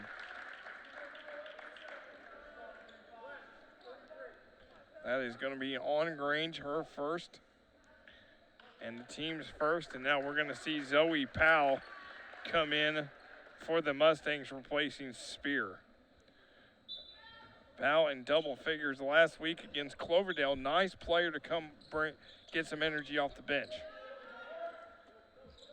That's always good to have a good player off the bench. Obviously, I think the most notable off-the-bench player that anybody's known of in the past, 20 years in my mind, is James Harden off the bench for OKC. And to have somebody come off the bench, you can obviously see how important it is to have a player come off the bench and contribute. Shelby Anderson commits a foul, her first, the team's first. It'll be South Vermilion ball. I did not mean that she's going to go to the Rockets anytime soon, but that definitely is the case. As you see the absolute defense that Edgewood's putting on there as Carly Sherfield deflects it in the backcourt. Lexi Gilman's got to save it, and does. On the way, good for Abby Grange. Not a bad way to start scoring. As it's going to be Claire Sherfield and Daphne Ehrman for Edgewood as Harrington and Anderson go out. No Trista Helms tonight, still nursing an ankle injury. Wide open, twin sister to twin sister as Carly finds Claire underneath.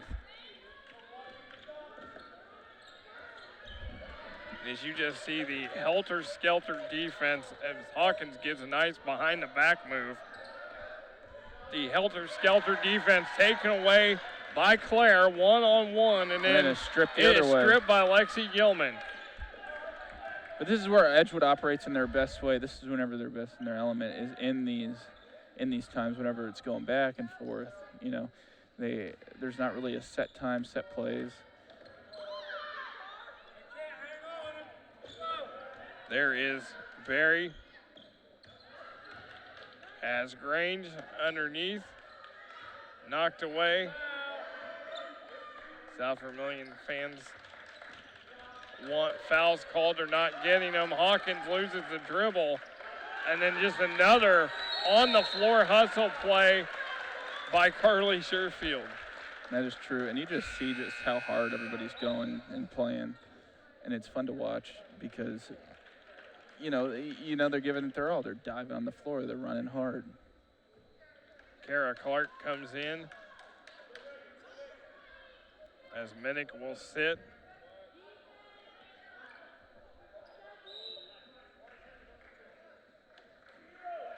So it is South Vermilion ball.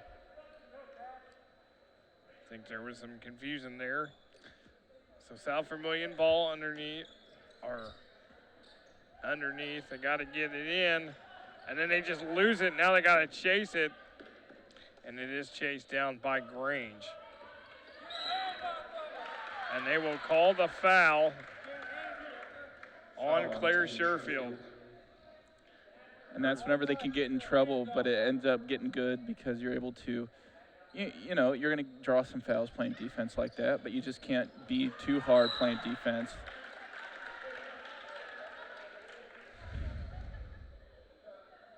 As that is South Vermilion ball.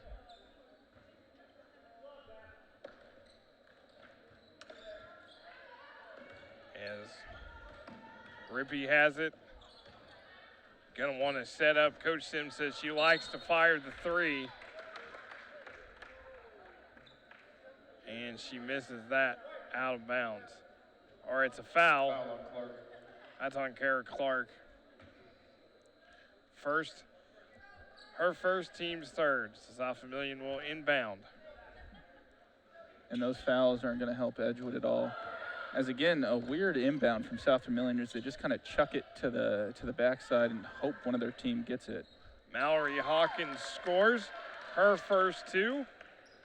Coach Sims calls her the best player in the sectional. South Vermilion and Edgewood in the same sectional this year, along with Brown County, West Vigo, Brownstown, Central, Owen Valley, and Northview. A 7-team sectional with the addition of Brownstown Central. this for the next 2 years. So It's always fun whenever you see those new sectionals come out, because some teams, are a lot happy because they go, oh, that's fun, that's exciting, that you don't have to play a certain team anymore. well, in the case of Brownstown Central and South Vermilion, you just hope that they don't have to travel to each other's places, because Brownstown Central is just in between Seymour and Bedford, and with South Vermilion located north of Terre Haute, that's a 2.5 hour trip. That's for the love of the game right for there. the love of the game, and luckily the sectionals this year are at Owen Valley, so it's an in-between. So luckily they don't have to travel that far on the school night. It's an hour and a half from South Vermilion here to Edgewood, so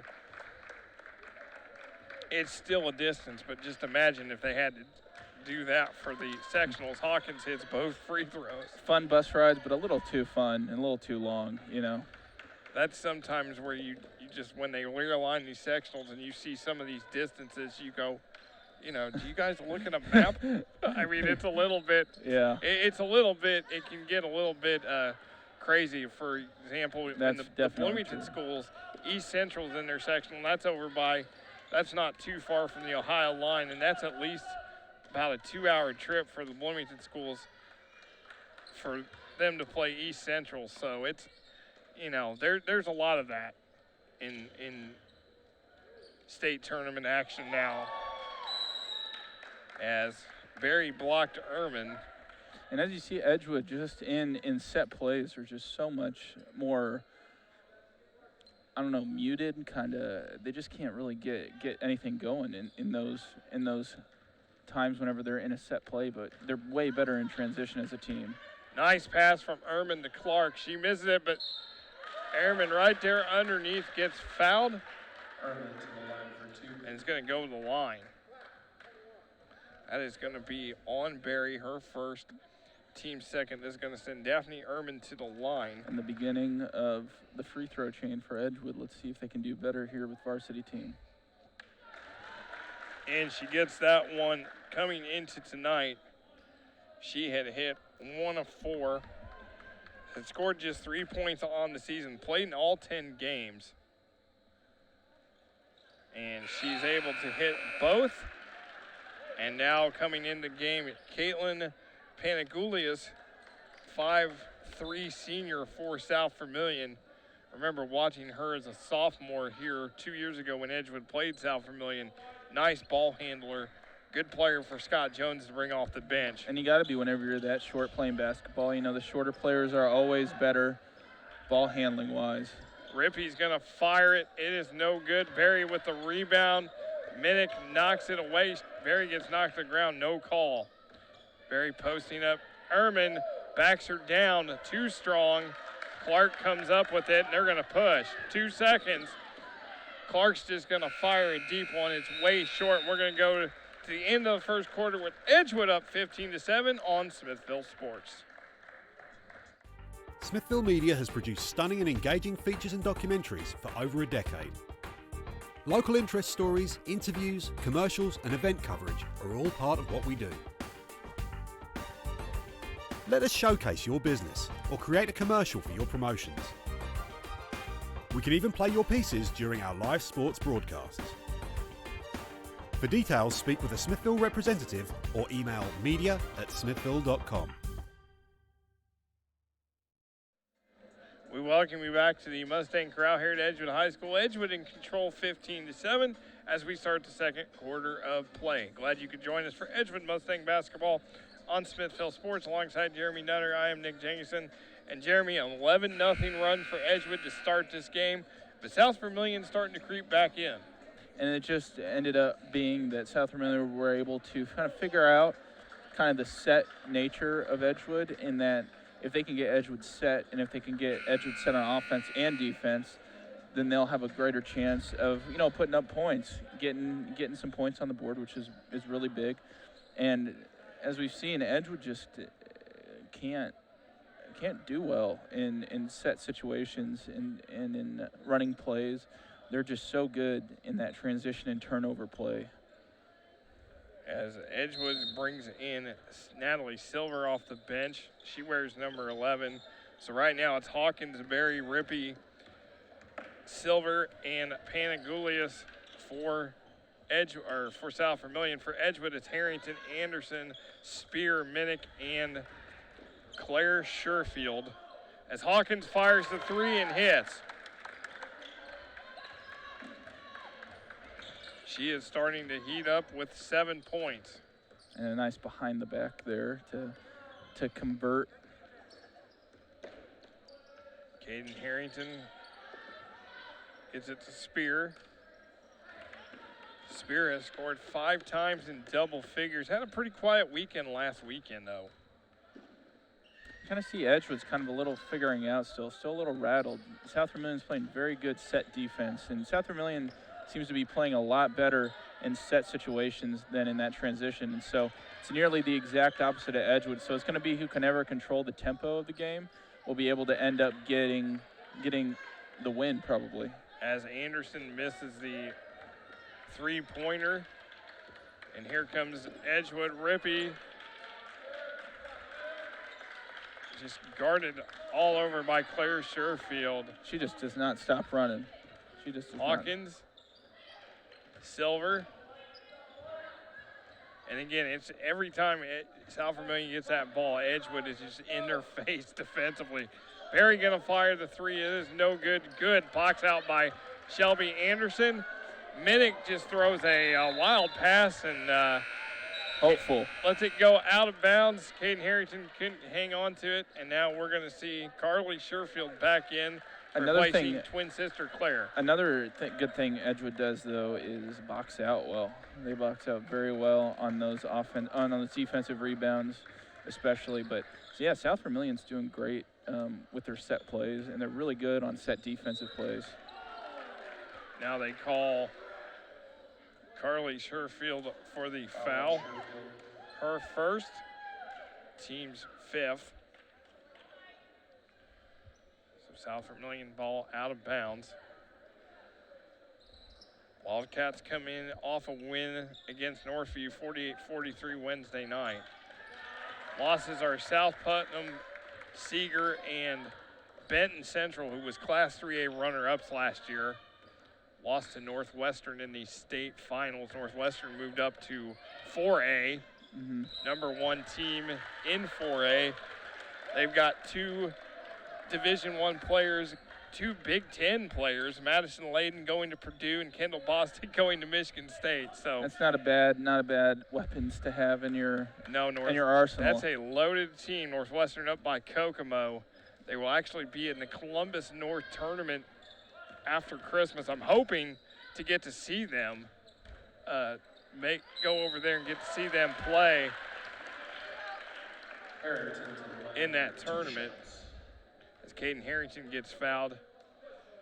That's just hard whenever you're a head taller than everybody, and the girl that has to guard her. You draw the short stick, playing that 5 position. So Caden Harrington at the line misses the first foul shot, as we're going to see Abby Grange come back in.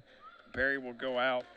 Harrington has scored 60 points on the season, right at 6 points a game. 2 double-doubles, 1 against Bloomfield, 1 against North Putnam, and she can't get those to go.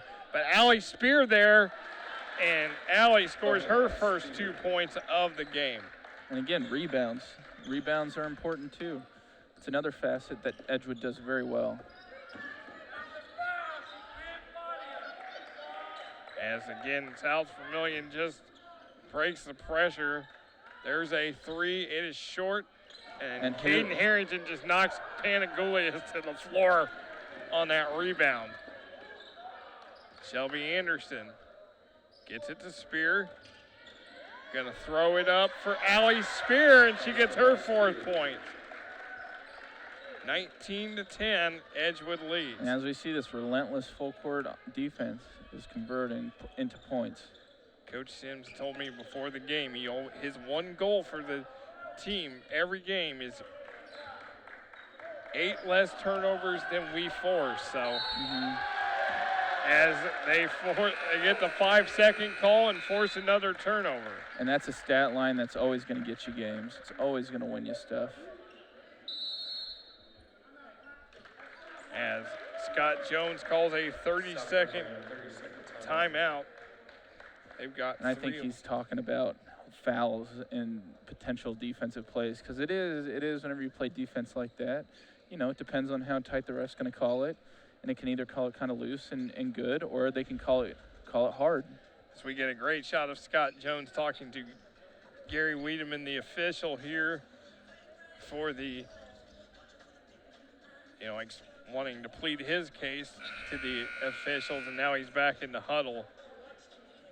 So Edgewood, as we mentioned, plays Shakamak tomorrow, 12:30 game, and then the boys will play at Bloomfield tomorrow night, which is an entertaining game. Bloomfield, number 3. Last year, very entertaining game. Number 3 in Class 1A with J.B. Neal, the former Edgewood coach, now down there at Bloomfield. So it's going to be hopefully it's a spirited game. It's a good game, but there's nothing that gets it out of hand. It can, sometimes when you're facing a former coach or a player that maybe left and ends up in another school, sometimes I know it can get a little heated and spirited. So hopefully everything winds up good tomorrow for that game. And again, great play.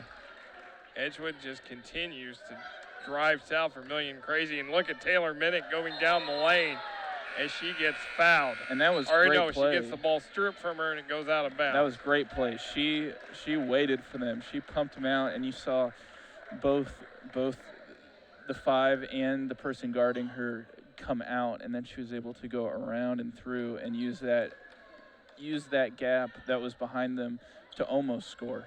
She comes out as Claire Sherfield comes in, so we got the Sherfield twins along with Zoe Powell, Allie Spear, and Anderson on the floor. South Vermilion fans thought it would be off her foot. They say no. Knees. As there you see another great shot of Scott Jones on his knees, not agreeing with that call. Again, our camera crew always doing a great job bringing you the sights and sounds of high school basketball as well as football throughout the year. And then Harrington gets knocked to the floor as Madison Freed is going to commit the foul. So that is her first. Zoe Powell's going to check in. And now we see how Edgewood does in this out. And it's Allie Spear going out. Goes right into Harrington. Over 3 Wildcats. She can't get the roll. And that's whenever you really see her height. Really see her height there. This is Gilman. Grange. Hawkins. Gonna throw up a shot. No good. Harrington with the rebound. Anderson up ahead. Carly Sherfield. Can't finish. Hawkins the rebound. Back and forth. Rippey gets it to Freed. Anderson in the passing lanes. 1-on-1. And she gets fouled by Gilman, and we'll go with line. And it's just such good defense. Such good defense. Very fun to watch. Very good at knowing, too, what passing lanes to cut off, can see kind of what's going on. And that's contributing to a lot of points and a lot of opportunities for scoring. Shelby Anderson gets that one to go. She averaged 5.8 as a sophomore, or as a junior. This year, 8.3 points a game. Does well at the line, though, 82%. Uncharacteristic. Although Edgewood as a team is 57%. Allie Spear is at 88% on the season as Anderson misses that. So far, 3 of 6 for Edgewood at the line.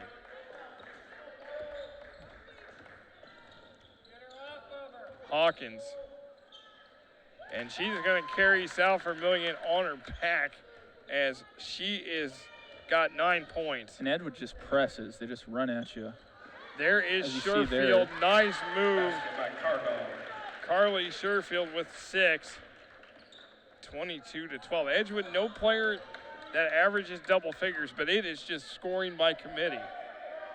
And that's what you like to see. You don't need somebody to be a hero. You don't need somebody to do incredibly well. Whenever you play defense in the way that Edgewood plays defense, all you have to do is just get out there and play, and the points will come.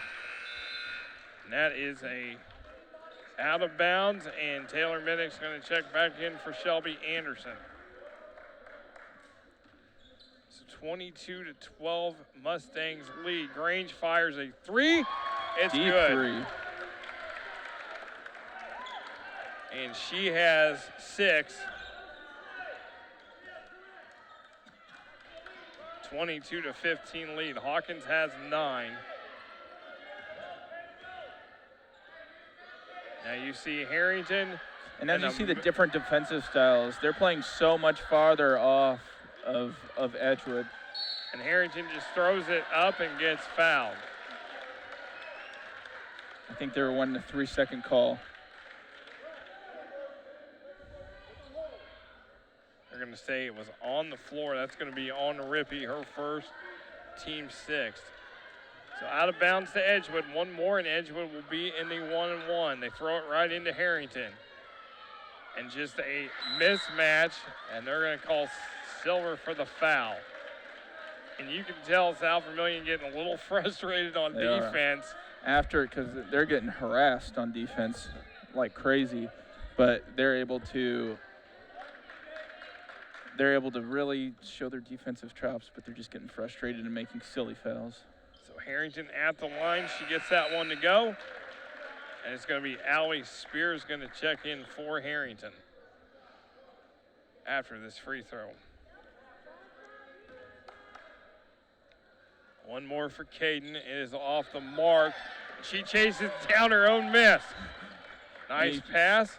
If you know, she was about a foot away from the other team. There is Sherfield. She's got some long arms.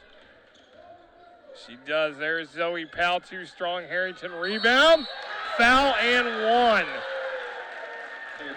And you can tell now where they're going to go. They're going to go inside to Caden Harrington as much as they can, because right now South Vermilion can't stop her. Absolutely. Absolutely true. Silver with the second. Harrington back at the line. She gets that one to go. It's going to be Spear. And now Michaela Schooling, number 21, is going to check in for the first time, replacing Claire Sherfield. As you see, just the defense is totally different from South Vermilion. South Vermilion, you saw them sitting back. Here, look, South Vermilion would have been inside the arc playing defense. Edgewood in their face, not letting them have a second. 26-15 lead for the Mustangs. And this takes a lot of conditioning too, because they're running a lot, you know, and it's hard. You get more tired chasing the ball than you do whenever you're running with the ball. You could run the same distance, but you feel different just because psychologically you're just not going to feel like you're doing as much. Chloe Rippey with her first 2 of the game. Lead is cut to 9. Inside a minute to go. Spear gets it to Powell. Gets it to Minnick. Schooling. Again, Spear tries to flash inside. They can't find her, and then they had Minnick underneath, and Powell doesn't see her. There's a lot of things going on, but nothing's really coming out of it. They're just kind of running, and this just is poor from Edgewood in this defensive position. There's the steal by Silver, one-on-one with Spear, and Silver scores and is fouled, and that brings the South Vermilion fans to their feet. Yeah, you travel an hour and a half, you know, and you gotta put something on the line for that win. So Spears' first foul. Caitlin Panagoulias checks back in.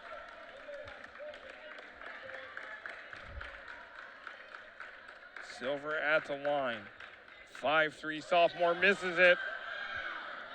And it is a rebound by Sherfield. 5 seconds to go. Minnick deep 3.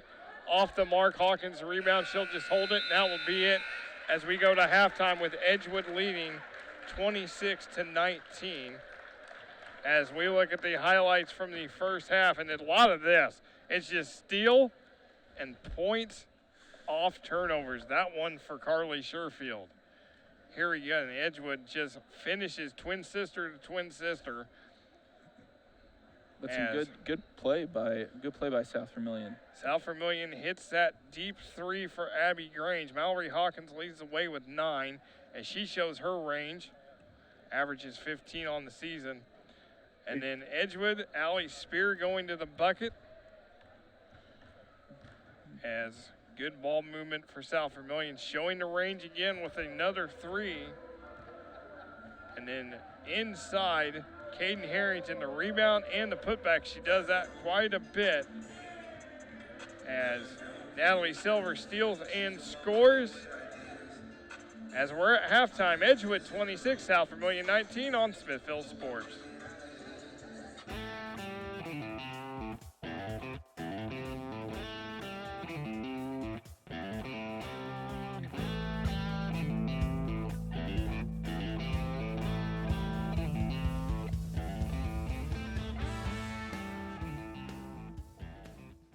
I'm Jeff Van Horn, the owner-operator here at Van Horn Tint and Accessories. We've been doing window tinting now for 35 plus years, but over the last 12, 15 years, we've been getting into vehicle wraps. My main job here is just to oversee everyday production, do a lot of the design work here. Occasionally I still get in and do some installation and things like that. You know, I really enjoy that part of it, and that's part of it that I miss a little bit. We started at home and grew from a little 2-car garage to a 3-car garage, and now here we are at a 6,000 square foot facility.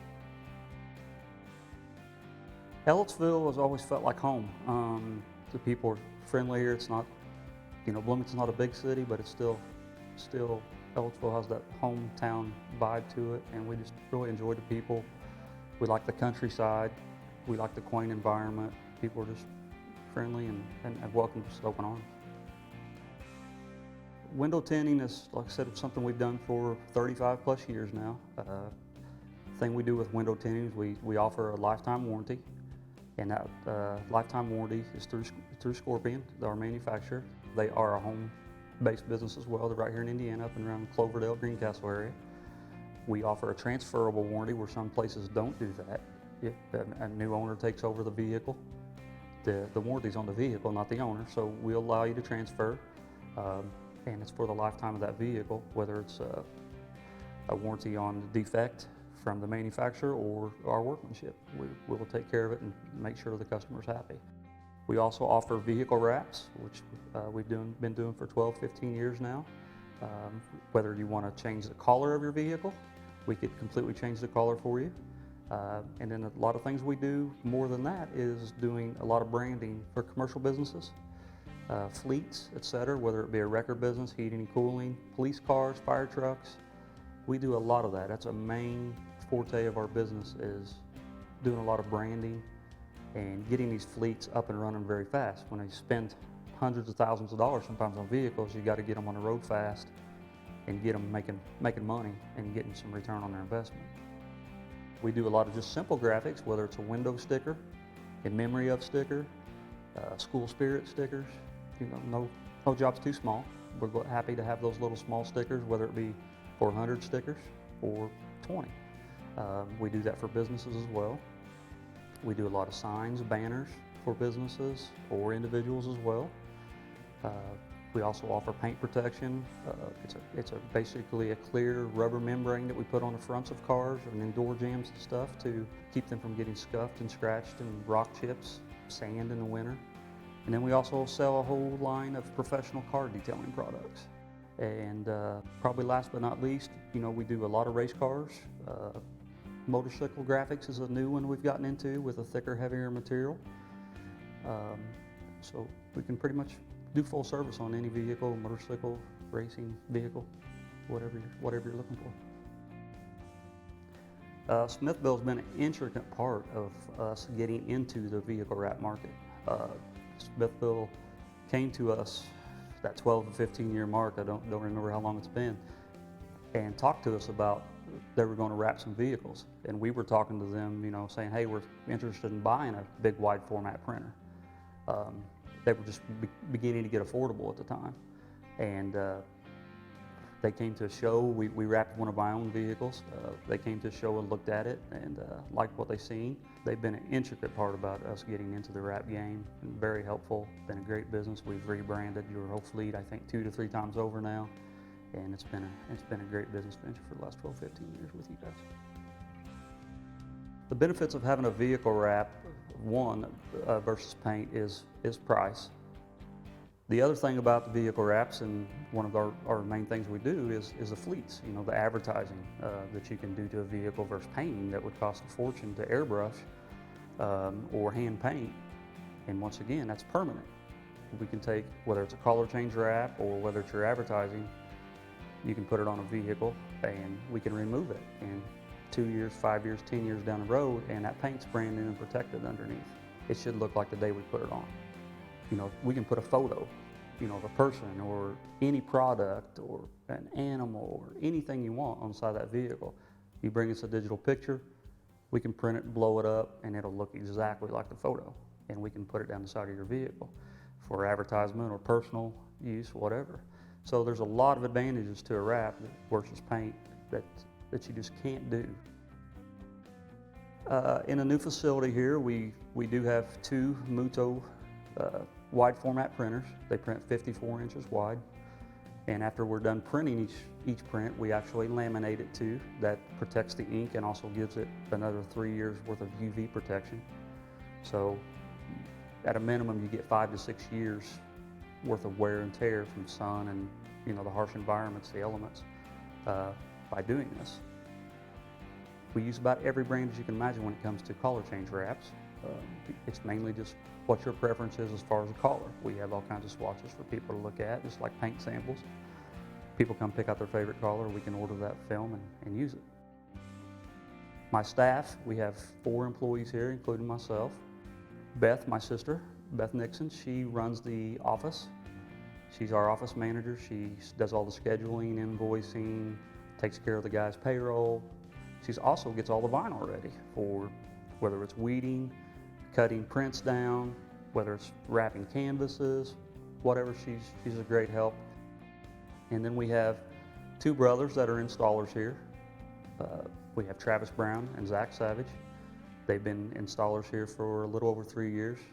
And then we've had an addition. He's worked for me off and on part-time for quite a few years. We're very good friends, is Kedrick Harden. But with a new facility, we were able to bring in more people and just take a lot of load off. The new facility came about as a dream really for a long, long time to doing this full time. Once we finally got in a financial position, you know, worked hard and got a lot of stuff paid for, we were able to dream up this new 6,000 square foot facility where we could actually have a big semi bay where we could back a 53-foot semi trailer in and drop it and wrap it, or put decals on it, or pull in a dump truck out of the weather and tint it or letter it. We can put 4 enclosed trailers in there if we need to. Not to mention the window tint install bay is we can put 4 to 6 vehicles in there at a time. We have a great showroom, waiting room area, and we were able to add a kitchenette for people with, you know, coffee or whatever they might need to make their wait a little more pleasant. I think our customer service is good, if hopefully not great. We offer a good warranty, we stand behind our word, and we want to make sure somebody's happy.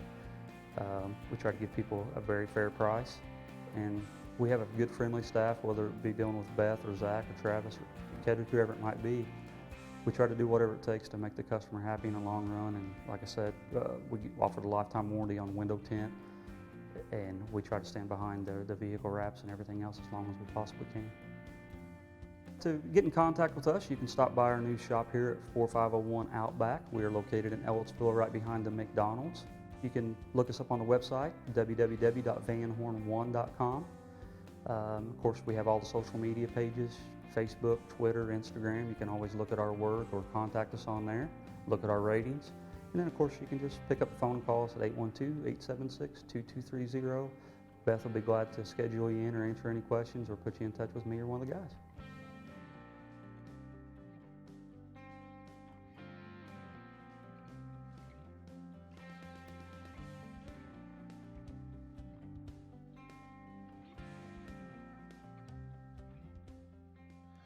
As we welcome you back to the Mustang Corral, Edgewood High School here in Ellettsville, Indiana. Edgewood leads South Vermilion 26-19 as we get ready for the third quarter of the girls' varsity game. Glad you could join us for Edgewood Mustang Basketball and Smithfield Sports. Alongside Jeremy Nutter, I am Nick Jenkinson and Jeremy. Edgewood. It's, as we said, scoring by committee with Caden Harrington, Carly Sherfield, Shelby Anderson all scoring 6 points apiece. Yeah, and whenever you see that, you say to yourself, good. That's a good thing because, you're just not a one-trick pony. You're just not a one-person machine. And so you're able to definitely get a lot more spread in the points. And that's just, everybody's a lot happier because there's not a ball hog. There's not any of those dynamics. As Shelby Anderson misses a three and Mallory Hawkins gets the rebound, and Anderson fouls her second, team's first this half. Allie Spear with 4, Claire Sherfield and Daphne Ehrman with 2 apiece. The surprising story is Taylor Minnick scoreless in that first half. Yeah, and that's surprising because she's normally pretty, as you said, scoring by committee. She's part of that committee that scores and contributes to the team. But yeah, that is interesting. She didn't really have a good opportunity to score. Caden Harrington gets that rebound, and her and Barry fall on the floor, and it's going to be a foul on, or they're just going to call the jump, or they're going to call the foul on Barry. And it's hard to call that over the back because I know I've been around a lot of people. And whenever you're that much taller than people, is it over the back, or are you just able to grab it above them?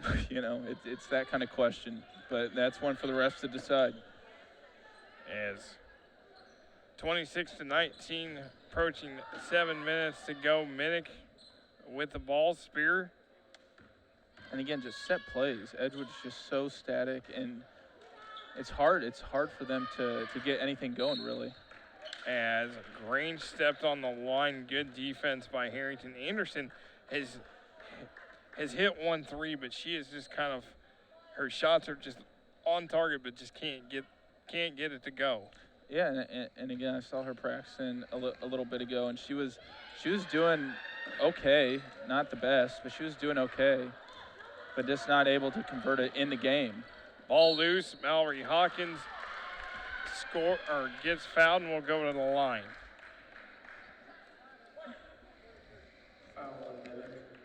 Taylor Minnick, her first foul is going to send Mallory Hawkins to the line. 113 points in 8 games, 6 games in double figures. Best game, 27 against South Putnam. That's not too bad of a game. Did not get that to go. Coach Sims told me before the game he's surprised that she's actually not scoring more points than she does. He really likes how she plays. She does a lot of her damage inside, but as we saw earlier in the game, she's able to step out and hit the shot. That's good whenever you're not, again, Edgewood's not a one-trick pony. She's not a one-trick pony either, because whenever you have those double threats, you're able to really stretch a defense and not necessarily have them, if you would relate it to something, you would relate it to something like Ben Simmons shooting a 3. No one's going to guard Ben Simmons out on the perimeter, but whenever you have that flexibility, you can go outside, go inside. That creates a bit of a problem. Taylor Minnick gets her first 2 of the game. As I said, she finally gets on the board after being held scoreless in that first half. Mm-hmm. We saw that last week in the Saturday boys game with North Putnam when Coleman Sater stepped out and hit a 3, and that's a player that normally doesn't step out. Exactly. You look at him and you look at him out of all the other players on the floor and you go, aren't you you're a power, you have to be a power forward, right? Or you have to be some type of position inside, but you're shooting 3s, I guess so. But that's the rest of basketball is kind of going towards that, into where everybody can play every position. Centers are shooting 3s, power forwards are shooting 3s. You're seeing power forwards becoming big name players and centers becoming big name players. Yeah, Are you kidding me? 20 years ago? No way. No, coaches want players that can play multiple positions and can play pretty much anywhere they need to be. Mm-hmm. And like you said, you've seen the guys that, the big guys. I think one of the guys that kind of started that trend may have been like Lamar Odom, Mm-hmm. where he could really, 6'10", 6'11", can handle the ball, Mm-hmm. can do everything. And now there's several. Pick a player. And now you're looking Blake Griffin shooting threes, and you can look at you look at Anthony Davis. He's a shooter as well. There's a lot of flexibility, and so it's trickled down into the way people think about basketball at every level.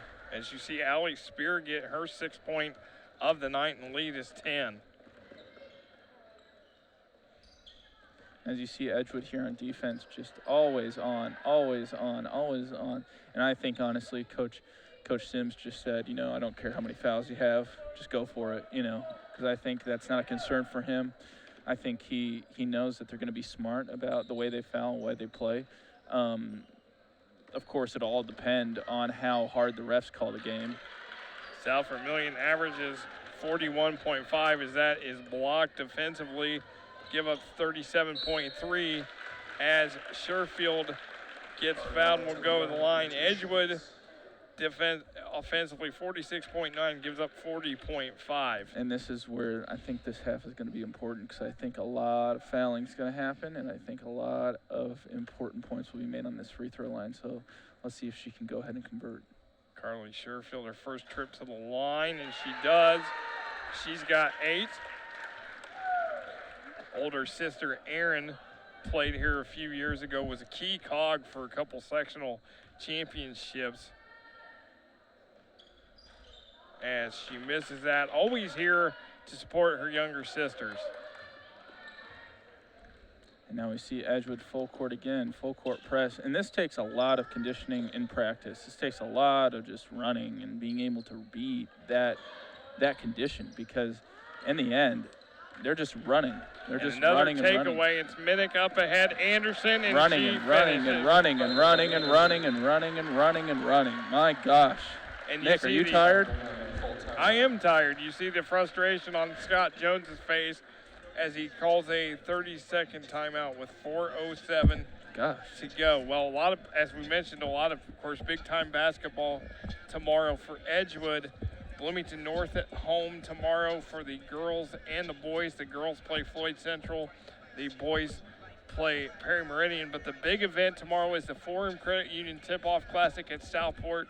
That is where it will be 6 games, 12 teams.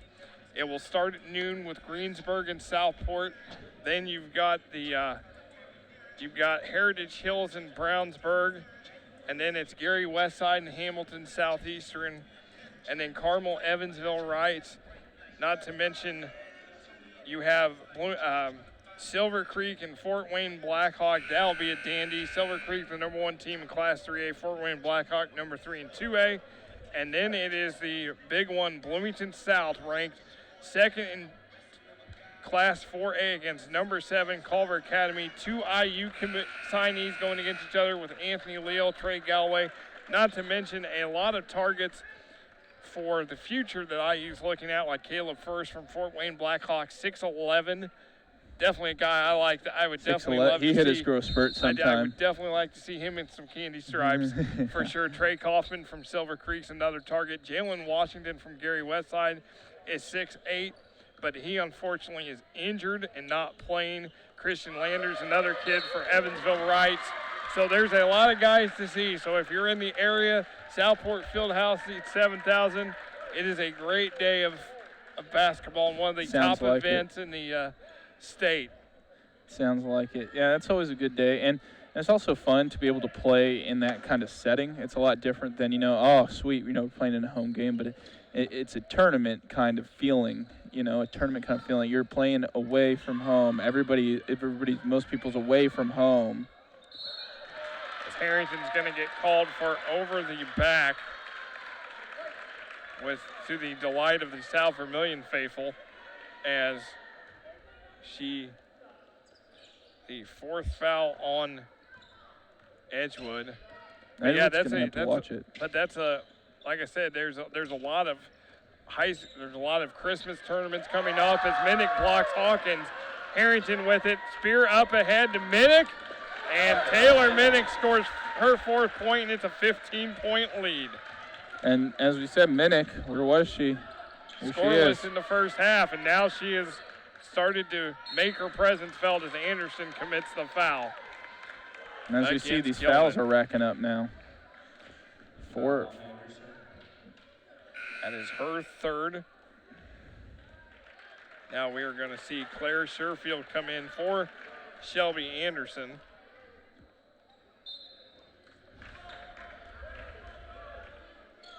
She will take a seat. This is Hawkins with it. And she is able to score. She's got 12. And that's a good opportunity as we see Edgewood now go into a set play. Let's see how they do. It's a foul on the Wildcats.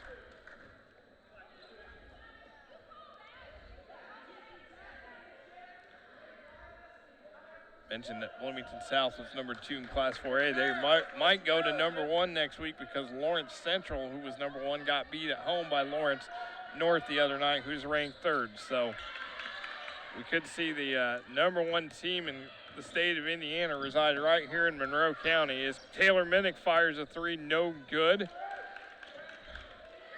Claire and Carly pass to each other, no good. Now there's going to be a foul. Again on Edgewood. Taylor Minnick, her second, team's 5th. As we see Edgewood, just almost every player was on South Vermilion's side of the court whenever that inbound happened. Hawkins with it for the Wildcats, trying to just get through the defenders, can't. Silver with the save, Barry with the miss. Harrington a rebound, up ahead Carly Sherfield. And they're gonna get Rippey with a foul. Her second, team's 4th. Gonna see Ehrman and Zoe Powell check in for the Mustangs. Spear and Harrington going out.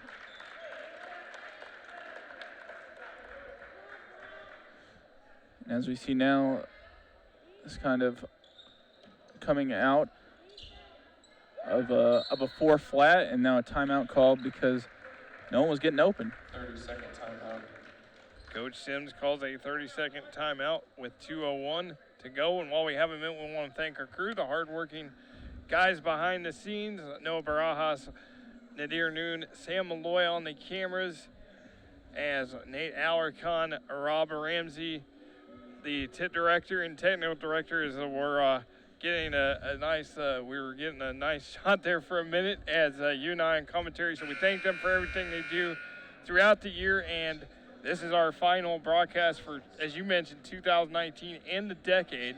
So we want to wish everybody a very Merry Christmas and a Happy New Year, and we'll be back in 2020, and it's going to be a great start to 2020 with the Bloomington North, Bloomington South game, not to mention a couple other games that are going to be very entertaining to watch, as we still got more Edgewood boys and girls basketball and more Bloomington North boys and girls basketball. So we appreciate everybody that tunes in, and don't forget we're on YouTube as well. If you just go to the Smithville Media channel on YouTube or search Smithville Media, you can find us. So we thank all these people from all over that are watching. We've had people watch from overseas and all that stuff, and we appreciate everybody that tunes in that can't be here. So yeah, and as we just saw, Edgewood, even with a timeout, can't get to the ball in. It's just in set situations they're just not able to get anything going, and they just keep fouling now. As it's going to be a foul for the Mustangs on Ehrman, and that means the whole second half of the second half, meaning the fourth quarter, will be total 1-1 or double bonus for South Vermilion. So Rippey gets it in, ball, last touch by Sherfield. It'll be Wildcats ball. I don't know about you, I saw a kickball in there, but it's right in front of us here, and now we see Powell's defensively. Powell's gonna guard Silver on the inbounds. Hawkins, and you can tell that Hawkins got away with it. Yep, got to travel. She thinks she didn't, but that absolutely the right call. Mm-hmm. And these are hard games to call for the refs, too, because whenever you have a team playing defense in the way that Edgewood is, and then you have a team playing offensive sets the way South Vermilion is, it's very hard to see how to call this game well. Edgewood is 8-0 when they lead at the half. They led 26-19. Offensive rebound. There's Taylor Minnick going to work. Barry knocks it out of bounds. It stays with Edgewood. Madison Freed's going to check back in for Barry. Anderson's going to check in for Minnick, as Kara Clark is in the game as well. You know, with no Trista Helms for Edgewood, Daphne Ehrman now becomes kind of Harrington's backup when she needs a rest. And yeah, with the way they play, they do need a lot of rest because they're always running. And so you need to have that good player to bring in to be solid with. You know, you don't want to bring in somebody and be like, okay, you know, we're going to take some hits while she's in. You're going to want people to be able to go in and contribute.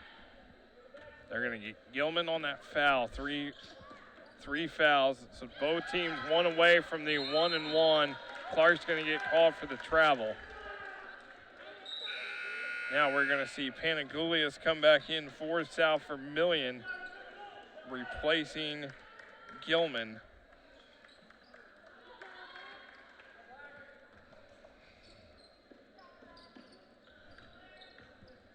As 35-22, Rippey loses it.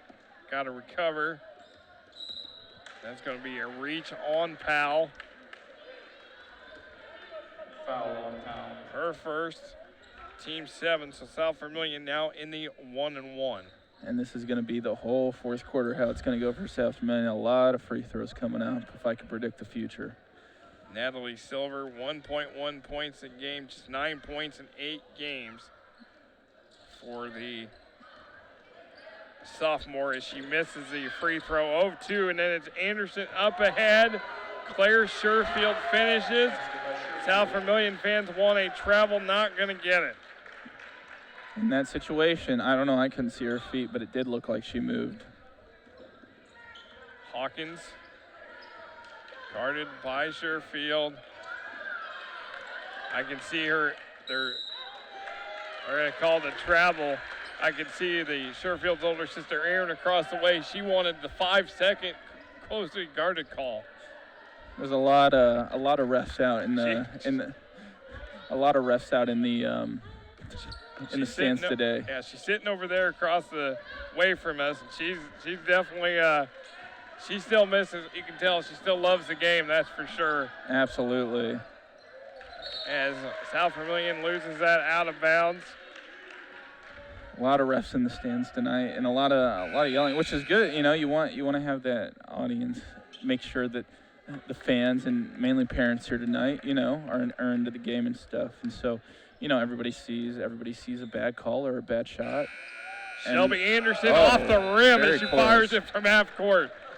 37-22, Edgewood leads going to the fourth on Smithville Sports. Whether it's countertops, an outdoor kitchen, or a custom shower, Inside Out Kitchen and Bath can make your ideas reality. Based locally in Ellettsville, our staff have over 30 years experience in the business and the dedicated ability to get your job done right. Stop in and see us at 4053 North Centennial Drive in Ellettsville, just opposite Arby's. Visit our website at www.iokb.us or give us a call at 812-803-8005. We'll help you complete your project inside and out. As we welcome you back to Edgewood High School here in Ellettsville, Indiana, Mustangs lead 37-22 as we go to the fourth quarter. And Edgewood, when they lead after 3 quarters so far this year, 6-0. Glad you could join us for Edgewood Mustang Basketball and Smithville Sports alongside Jeremy Nutter. I am Nick Jenkinson, and again, Jeremy, Edgewood does what Edgewood has always done when Gary Sims coaches. It's defense first, and they are holding South Vermilion to 22 points. Yeah, and that contributed a lot to the scoreline, but also contributed a lot to the foul scoreline. And you know, get your bag of popcorn out, and get your recliner ready, because it's going to be a lot of free throws if it keeps going the way it has. A lot of free throws. as we are going to, South Vermilion will inbound to start the fourth quarter. 37-22 for the Mustangs. Again, knocked away. Shelby Anderson with it. Here comes Edgewood. Now Hawkins was on the bench to start the fourth quarter, but Coach Jones putting her back in. She'll check in at the next dead ball, and Harrington gets fouled as she goes to the basket. Whenever you guard somebody like that that's so much taller than you, it's just kind of, you got to figure it out. You got to understand how to do it well, because if you don't, you can be abused and used down there in the post. Caden Harrington did not score in the third quarter. She's got 6 points, make it 7, as we're now going to see Hawkins, Berry, and Gilman check back in. It's going to be Silver, Panagoulias, and Freed check out for the Wildcats. So one more for Harrington. As she got it, she's got 8. Took a friendly bounce there. And now Edgewood playing a half-court defense press. As South Vermilion working it.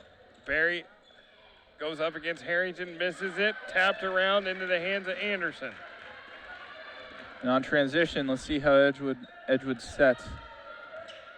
Shelby Anderson gets the screen from Harrington. Posting up Berry. She wants it, but she doesn't see it.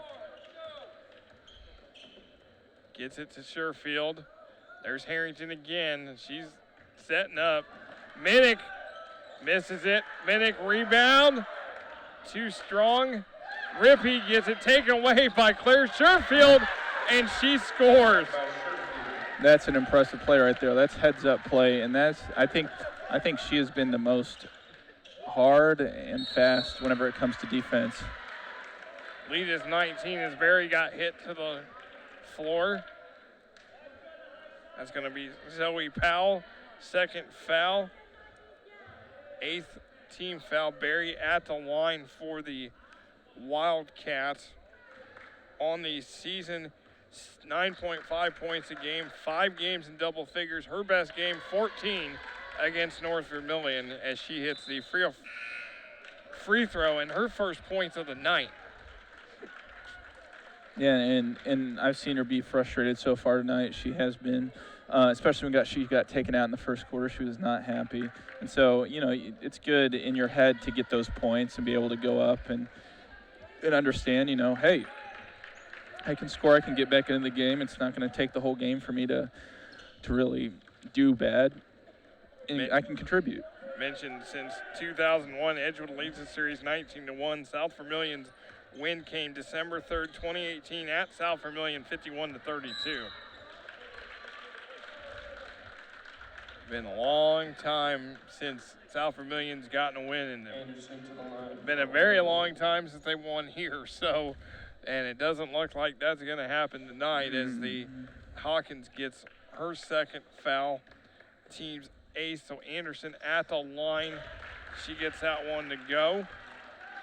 It's going to be a game of free throws a lot of free throws this quarter. 9 points for Shelby Anderson. And she will go, does not get it. She's had 3 games of double figures. And Edgewood's laying off the pressure this quarter so far, not playing a full court press, only going half court. It'll be interesting to see how the transition happens. Berry, kind of a fadeaway over Harrington, can't get it to go. And Caden with the rebound. Anderson gonna bring it up.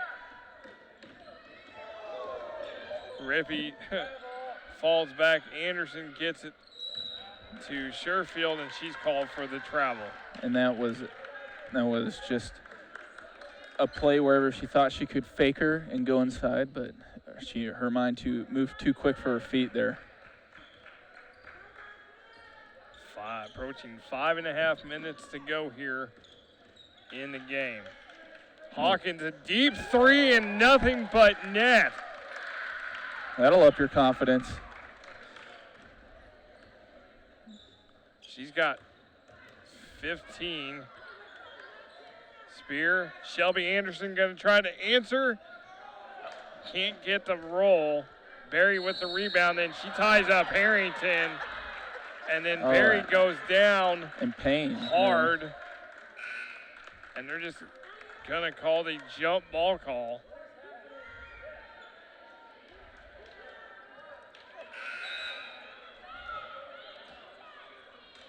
As Ehrman's going to replace Harrington.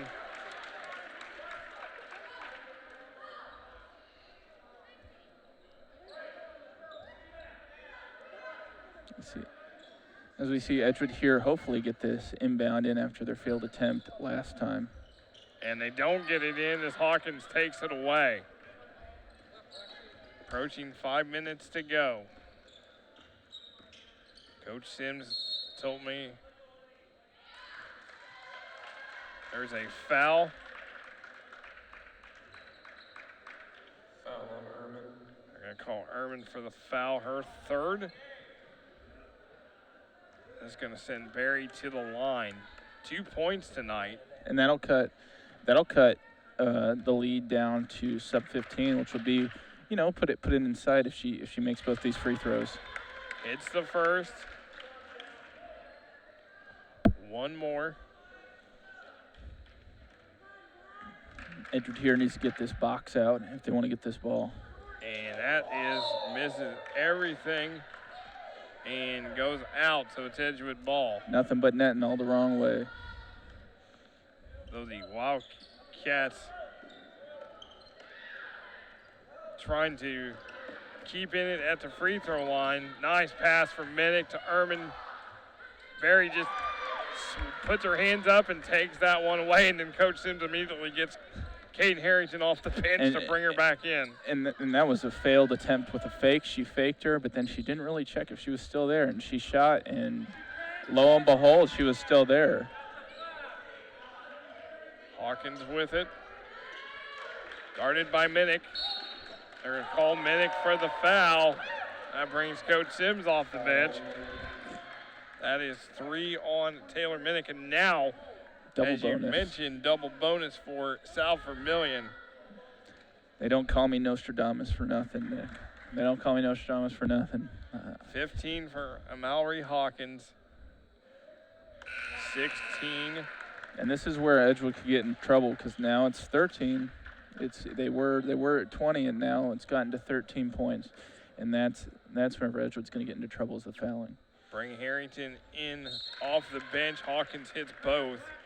And now Scott Jones is going to call a full timeout here with 4:27 to go. Well, looking at South Vermilion's schedule, they will host Covington December 17th, and then it's a pair of Illinois schools December 19th at Marshall, December 21st against Paris, Illinois, and then after the holidays at Covenant Christian, at Terre Haute North, North Central Farmersburg, Park Heritage, at Linton, which Linton's is one of the top teams in 2A, Clay City at North Vermilion, at Riverton Park, Fountain Central, and then Greencastle to end the season. These two teams could meet again in the sectionals this year. 7-team sectional now with the addition of Brownstown Central. The boys sectional is here at Edgewood. The girls sectional is at Owen Valley. Edgewood, Brown County, Owen Valley, Northview, West Vigo, Brownstown Central, and South Vermilion. It has always been an interesting sectional because of the distance between the schools, and now with the addition of Brownstown Central and South Vermilion, it's like over 2.5 hours between the two farthest schools. So it's a good thing that they're gonna at least try to meet in the middle and everything else. So that's how it's gonna be for the next 2 seasons. And Edgewood's just having a terrible time getting the ball in. The last 4 or 5 times they've had a ball come in, whether it's been on the baseline or whether it's been, from an inbound, they just cannot get the ball in. As Minnick gonna go to the line, that's Silver's 4th foul. So one more, and Edgewood will be in the double bonus. Taylor Minnick 4 points tonight. And she cannot get that to go, and Hawkins gets the rebound. These two used to be conference rivals. South Vermilion was in the Western Indiana Conference till just a couple of years ago, and then moved to the Wabash River Conference, which was the conference they used to be in. As Shelby Anderson scores, that conference is Covington, Fountain Central, North Vermilion, Riverton Park, Park Heritage, Seeger, and Attica. Exactly, and as A we lot saw, closer for them to play those schools than it is to play the schools that were in this conference as Berry scores. and as we talked about earlier, how far away even South Vermilion is away from Edgewood. Quite a drive. Hour and a half, located in Clinton, Indiana, about a half hour north of Terre Haute. Scott Jones and I were talking about that distance, and this game was supposed to be played November the 8th, but because South Vermilion's football team made the sectional finals that night, it was moved to later, and he says, I'm glad we're playing this now and not later in the year when there's the potential for bad weather or something else, because that drive is, as he In the says, snow. long. Yeah, hour and a half in a car, 2 hours in a bus maybe. And not the most wonderful roads Mm-hmm. to get from South here. Indiana, Yeah. Southern Indiana, country roads. As Rippey gets her third foul, Anderson at the line. I would say it's a pretty drive. It's a pretty drive, especially in the fall and in the spring and stuff like that. But definitely in the snowy weather in a bus. I don't know about that. I don't know about And on that. a Friday evening when you're trying to hit, Terre Haute traffic. And you're end of school, and End you're just trying to get home for the weekend, and you have to come all the way down here and drive all the way back up. You're not getting home till 1 a.m. maybe. Well, the good news is at least they don't have to play tomorrow, where Edgewood gets to turn around and play Shakamak tomorrow. But again, they don't have to go anywhere. They just got to go home, get a good night's sleep, and get ready to go tomorrow afternoon at 12:30.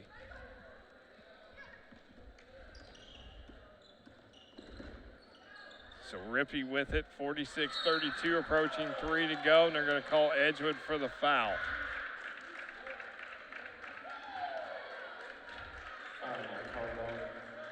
That is Carly Sherfield, her second. Team's 10th. Chloe Rippey at the line for South Vermilion, just 2 points tonight. She averages 7.1. 3 games in double figures. Had her best game Wednesday night against Northview. She couldn't get that free throw to go. Also had 10 against North Vermilion and Benton Central. And if you got and if everybody watching thinks this game's going to end anytime soon, think again with 10 fouls for both teams, over 10 fouls for both teams. So double bonus for everybody. Rippey gets that second one. She's got 3 points. Lead is 13. There is Carly Sherfield. To Allie Spear. Harrington. Sherfield, nobody sees her. She gets hammered. She can't finish, but she'll go to the line. Now she gets rocked there with that attempt. As that is on Hawkins, her third. So Carly Sherfield at the line, 7 points tonight, 1 of 2 from the line. So far, it is off the mark. And one more for Sherfield. And this is where Edgewood can really put the pressure on if they can make these free throws. She misses both. Harrington there for the rebound. Spear with it. Gonna get it back out to Shelby Anderson. She'll reset. And I've noticed too a lot of pump fakes on offense for Edgewood, and a lot of pump fakes and drives. So they're not really trying for those outside shots. They're pumping and then they're going inside for a layup because they're trying to draw out the defense with those pump fakes.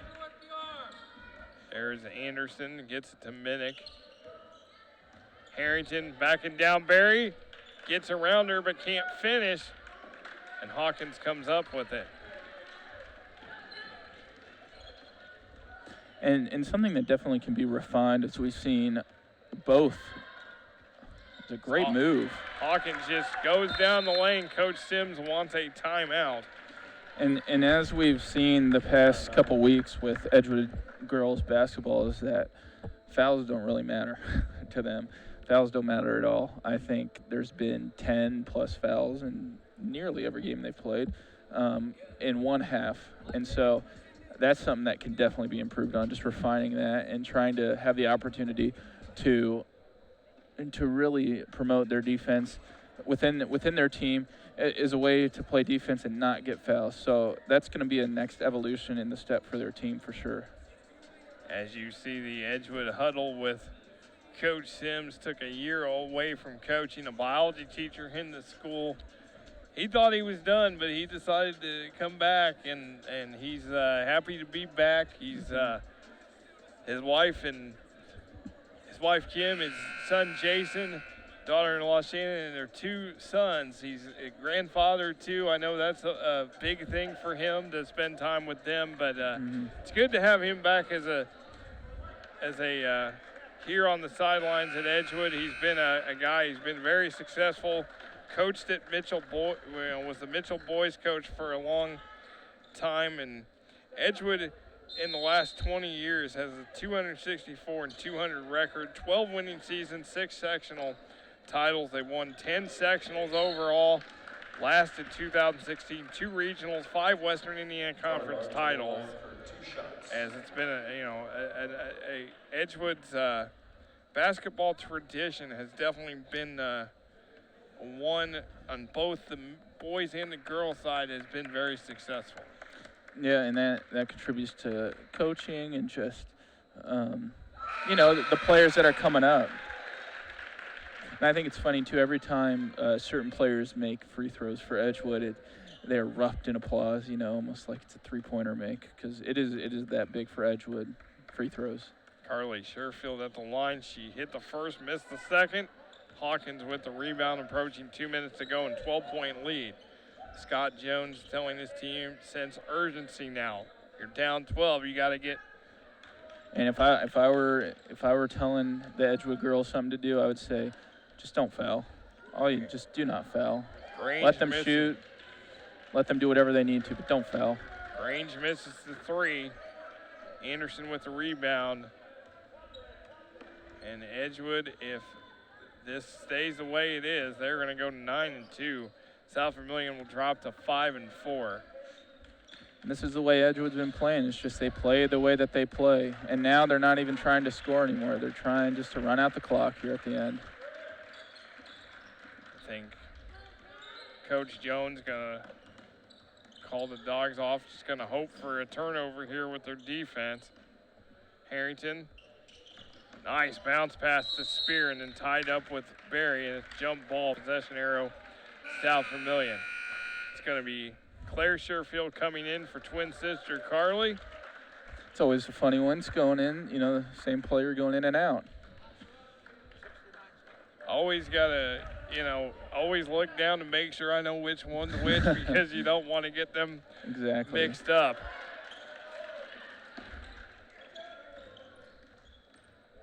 It's always twins are always interesting, especially identical, because I've had that mistake of you mix them up, call one the other, and as they're trying to get. I don't know what was happening there. She was laughing. I don't really know. I didn't know. She didn't know what was going on. I don't think. Coach Sims calls kind of a 30-second timeout in kind of disgust there, as not sure what to do. So 42.1, again, we thank our crew, Nadir New, Noah Baraja, Sam Malloy, Nate Alarcon, Rob Ramsey, Annette Bruner, Quentin Saturday, and me and you doing the commentary. Thank you for everything that they do. And we wish, again, everybody a Merry Christmas, Happy New Year, as we'll be back in 2020 with a lot of great basketball for both Edgewood and Bloomington North. And the holiday season, a lot of holiday basketball tournaments. So I'll be hitting a lot of places and getting to try to see a lot of people, teams, and players I want to see. So excited for that. And A lot of good high school basketball you're going A to lot see. of great high school basketball in this state. There's nothing better than Indiana high school basketball. In the I believe cradle. that. It's like It's you like know, Texas high school Texas. football. Oh, yes. I mean, that's insane. I mean, the stadiums that they've come up with down there, it's like the gyms here in Indiana. Exactly. I've just seen a few shows and different things about stuff down there. I've never been to a game down there, but you see games like Friday night or free shows like Friday Night Lights and stuff like that, and you go, all right, this is a big deal, I guess. Yeah, I've never been to a high school game in the state of Texas. I've been to the University of Texas football game against West Virginia a couple years ago, and that was one of the most insane environments. West Virginia, great school. Great environments. And that was the year they joined the Big 12, which don't get me started. You talk about travel distances. And West Virginia, 2.5 hours, yeah. Yeah, you're talking about West Virginia basically flying to Texas, Kansas, and Iowa throughout the year as Silver scores. But it's not going to be enough, as this is going to do it. Shelby Anderson is going to dribble out the clock, and Edgewood is going to win 47-37. As the Mustangs are going to go to 9-2 on the season, South Vermilion is going to drop to 5-4. Here are the highlights. Taylor Minnick gets 4 points in the second half, finds Shelby Anderson underneath. Mallory Hawkins leads the way, gets blocked. Caden Harrington, great move. Allie Spear up ahead. Minnick finishes. And that's where they really, really play basketball well. And as you see, Hawkins doing her thing, gets her points tonight. But Edgewood gets a lot of this, just underneath.